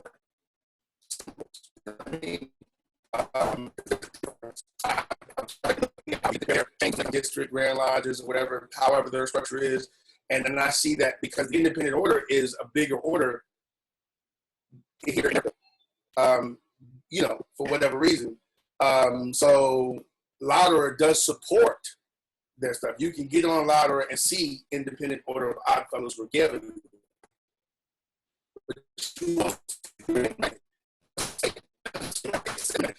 Actual IOF regalia. And I do see some brothers wearing it in pictures, and, you know, just me going through and seeing research. You know, I don't know if they don't know or they don't care or whatever. And this is no knock to the independent whatsoever. It's just saying that, you know, the uniqueness of your own fraternity should be represented accurately in my own person, in my own belief. Like, if I know that independent order of Odd Fellows chain that you got on, and I'm going to come talk to you, not in a derogatory way, I'll probably come to you with a cell phone and say, this is what your collar should look like. You know? This I'm asking as a support actually. Is there a standard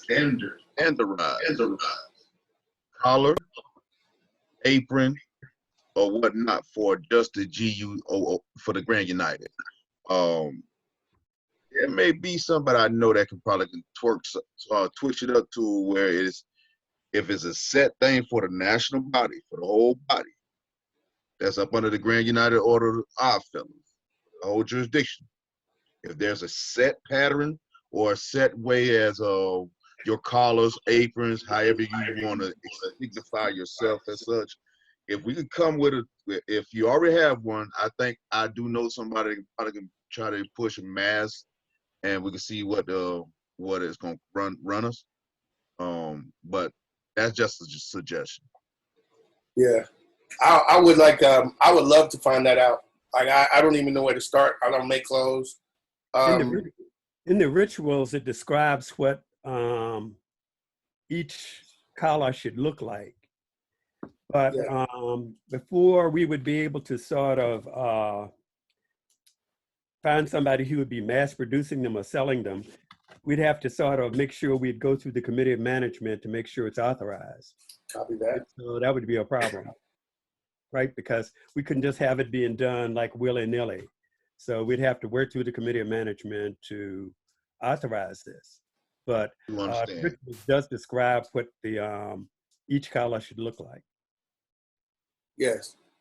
The ritual it sort of gives the basic outline of the collars and the aprons, but you have to have one of the old aprons. I have a few here. I think the brothers down in South Carolina, they have a few, and you can look at those, because those that's the way they work, and some of them still got them, and I think in the Bahamas they can still produce them down there. You know, it's just doing the right thing. And okay, with that being said, the Congress management, what do you need to be able to have a supplier, a mass supplier? What is the proper steps are you looking want to be done? Taking steps as far as paperwork, making sure that everything is as in order for the Grand United Odd Fellows. Yeah, that would be the thing. And this is just sort of off the top of my head. So I have to make sure that, you know, we'd be doing this, but probably something written saying who is going to be the manufacturer of it, and also maybe detailing what it's going to look like would be at least things that should be included. Okay, then. So I will get with the person. Matter of fact, our very own Brother Nash. He has a supplier, so I will be getting with him. I think he's still on the line, but for some strange reason, his what's the name just out of sync. But I do know that he actually has a master's deductor, because he has done a lot of things here within our jurisdiction as Masonically. He has customized aprons, collars, whatnot for we call him the Walmart of Freemasonry here in the state of Florida. We call him. So he has that type of ability to do at a mass production. So I would get with him so we can. Is there any documents that's on their website that we need to download so we can actually use and print and send to y'all? No. No. Maybe right now just something written. Who the person is, what they plan to do. That would be the beginning steps anyway, and then we could take it from there. And the community members don't really have samples on online that you need to see how they look. You have to get with some of the brothers that have some of the aprons from the old lodges, right, and see what they look like, and then apply your ritual to making sure you have the right degrees and everything to it. Right. Okay, but look at the rituals at least for a basic description, in case you can't get Can y'all close see to this? somebody who would have them. Yeah, that's an independent chain. No, that's not. Yeah, but the symbol, hold it back up, my brother. The symbol is us, but it's like a combination that is independent. The district, but then again, that's a district. Is that your district collar? Yeah, I mean, my district, yes. Yeah, and it's not like right or wrong, but I'm saying is that uniquely is an independent more than anything else. Like if you look at I wish I had a picture, but I was looking at committee of management for Puerto Rico. So in Puerto Rico, if you look at an actual committee of management, brother Page has one. Theirs is it's black, and it has emblems, chains going around. So it looks distinctly Grand United. And then the district Grand Lodge, when I saw one in Puerto Rico, from a picture from brothers in Puerto Rico, it's red. There's no outlining stones or anything like that. And it doesn't have the rings, the 3 rings. Even though we recognize and use it, it doesn't have the 3 rings on it. It's a totally different assembly than it is. It has more, man, I really wish, I got to, next meeting, I'm going to be more prepared with the pictures so I can share more with you brothers too as well. Don't hold me to this completely, but I think Lauderers does sell District Grand Lodge collars. I'm pretty sure they sell those. I'm not looking at the book right now, but I'm pretty sure that they do have District Grand collars for us. This is Brother Nash. There you go. Go ahead, Brother Nash. So the people who Lauderer order from, that's the same people I order from. So the problem with Lauderer is they mark theirs up so high that it is kind of expensive. I can make anything that they can make. Color, quantity, black, gold.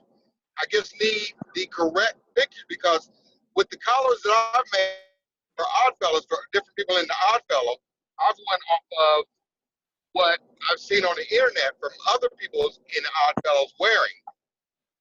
Now, the problem is, if we're going to have a set standard, we need to have those as soon as possible, because if one person has one collar, another person has another collar, and then somebody from another state comes along and says, no, neither one of yours is right.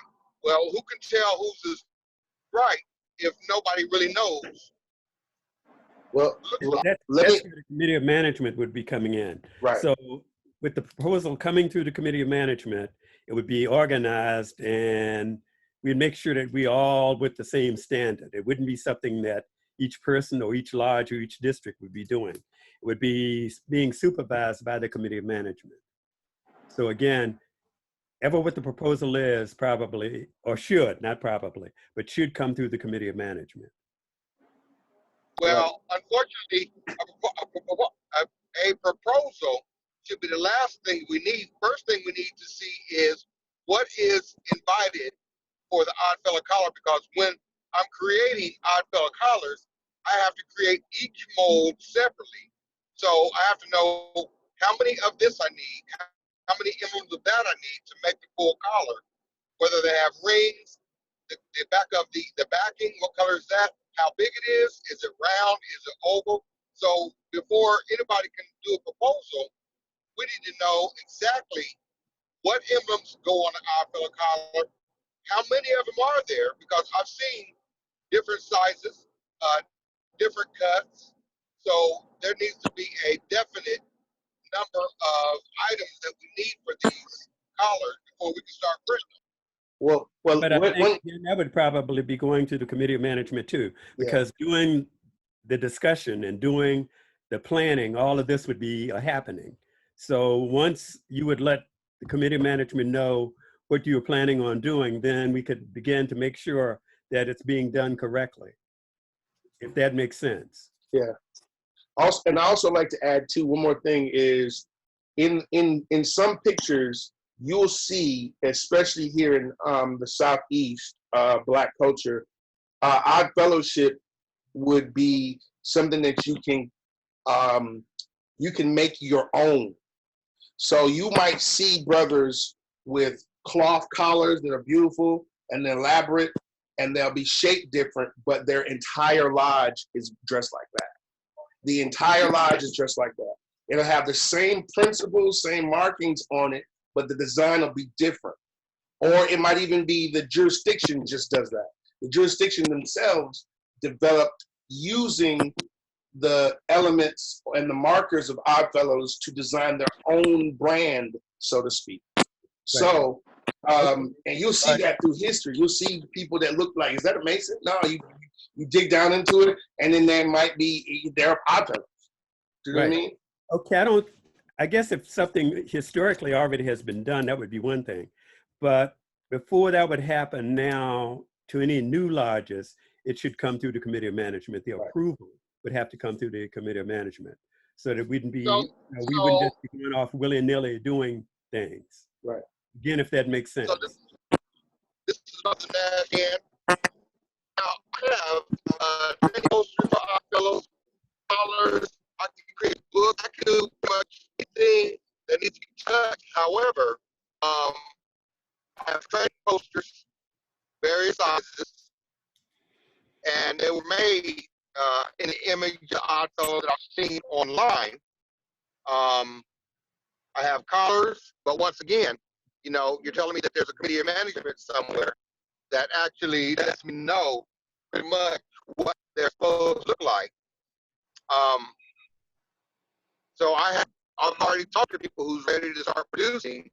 They're only waiting for me to pretty much pull the trigger. Now, once again, I've seen collars that have 16 different emblems, 8 different emblems, 12 different emblems, which is where the issue comes in.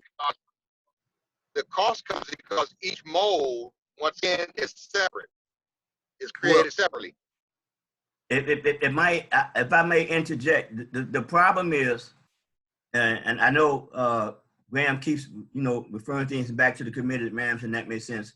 The problem is, back a long time ago, we had the chance to buy those molds and, as you say, ourselves, and at the cost of $10,000 because the companies were closing down that was making correct Odd Fellow stuff, and we didn't do it. So only some of the old lodges or districts may even have their collars the way they are supposed to have them. Maryland, I know has a set, that they're supposed to have, but largely the stuff that Lauderwood sells is not actually, it doesn't accurately depict Odd Fellowship as the Grand United Order of Odd Fellowship. And that's why I have always not been in favor of buying regalia from from the from Lattimers. I have purchased regalia from there on behalf of other people, but I personally have never bought any regalia from Lattimers because I insist. I keep trying to get them to make the regalia it's supposed to be according to the sample that I have provided them. But it's costly for them, and because our membership, as Graham said, because our membership is so low, they are reluctant to invest in those molds for the proper jewels, and there's nothing we can do about that. But I think if it's a company out there or some young brothers and sisters out there that's willing to invest in those molds and everything, that committed members should be in full support. Yeah, whatever happens with the regalia, I want to be a part of that. And I can't share it, but I want to be a part of that because I know how important that is to our brand.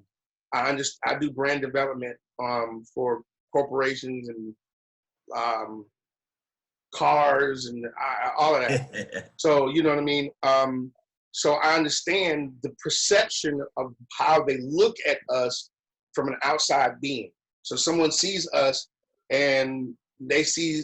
I know for a fact if they see our elaborate aprons. I saw one brother Vaughn down in the Bahamas on WhatsApp sent me a picture or sent me a video of some brothers and their aprons are elaborate, like beautiful murals, like that is right there is going to make you go, what is all of that about? They're asking questions. You know what I mean? So we need to have our brand retouched 100%, because uniquely what's really interesting for the Grand United is that it is very elaborate. That, I mean, that right there in itself is a brand that we can go and tell people the amount of degrees it has, and then when they look at the apron, whoever's wearing that apron should be able to say, this is this person, that person, blah, blah, blah. Well, what does that mean? Well, you got to become a member. Do you know what I mean?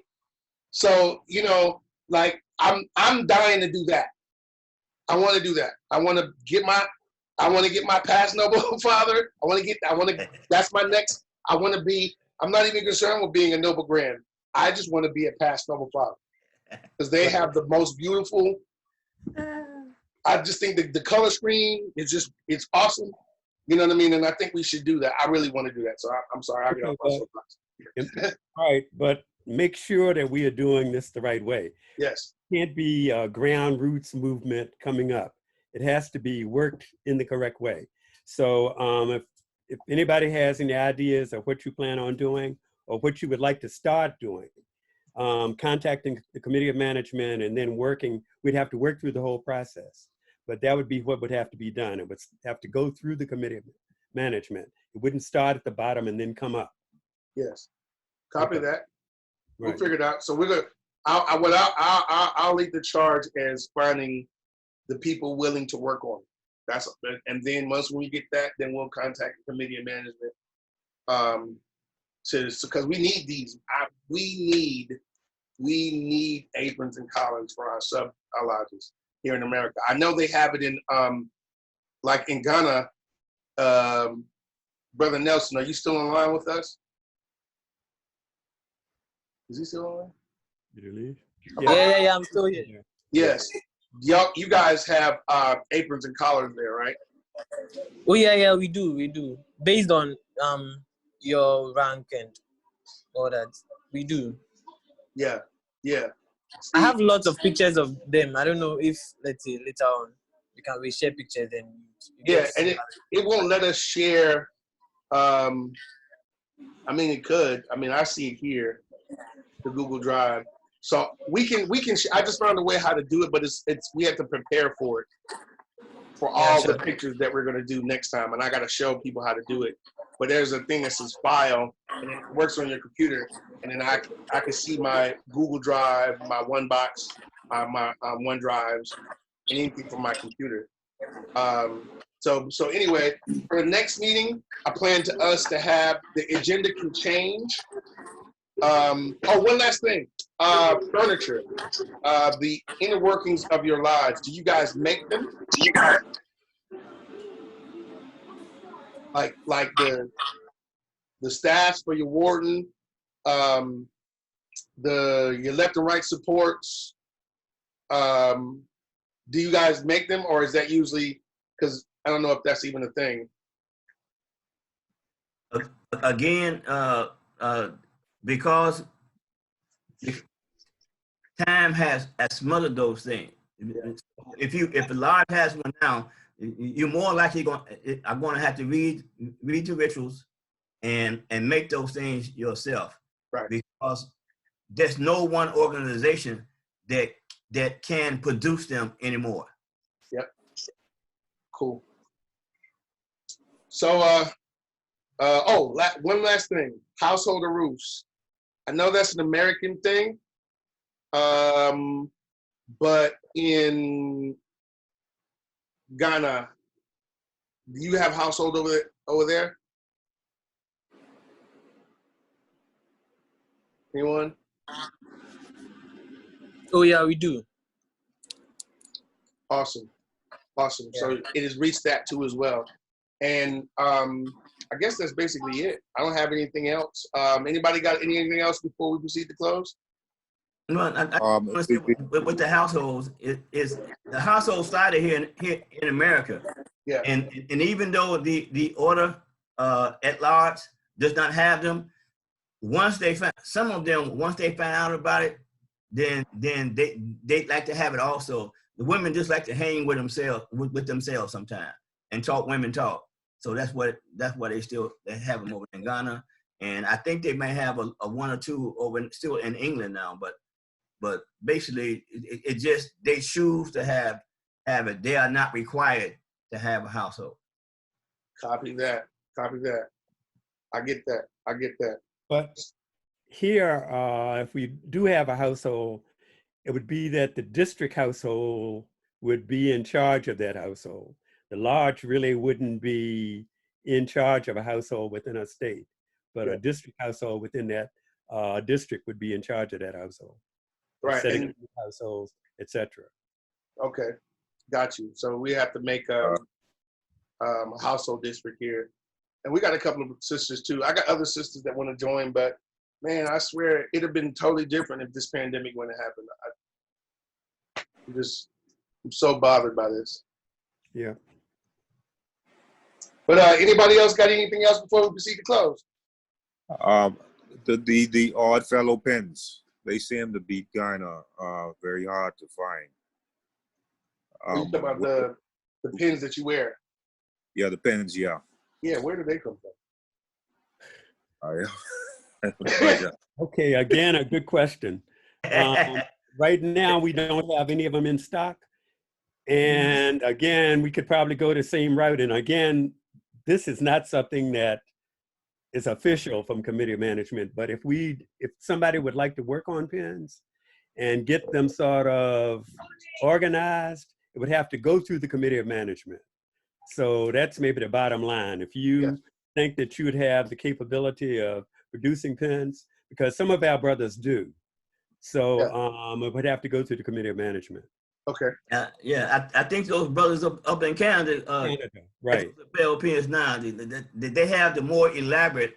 They larger, but okay. Well, I haven't been able to sort of get my contact back with them because the last time we talked, I don't think they had any of them, and so that source has sort of been cut off right now.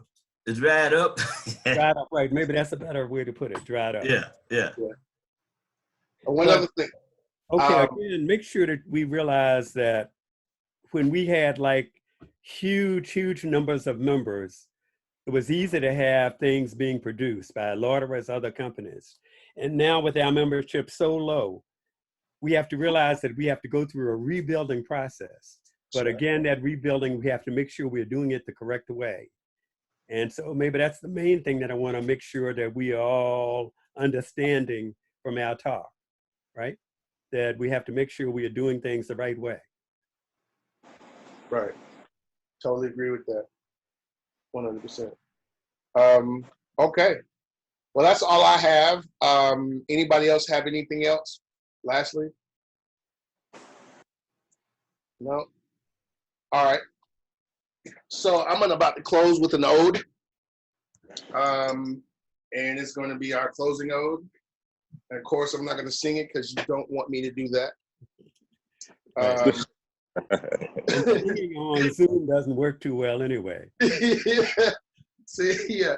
So I'm going to close with this closing ode. And I thank y'all brothers for coming and making this first real official one to everyone that involved. As me being the moderator, I was able to see that we had about, the highest number was 26 people in this group. So that was pretty good. And they're from all different areas of the world and globe. So I'm pretty 100% happy about that. So with that being said, brothers, ere we depart, let us join hand and heart in our cause.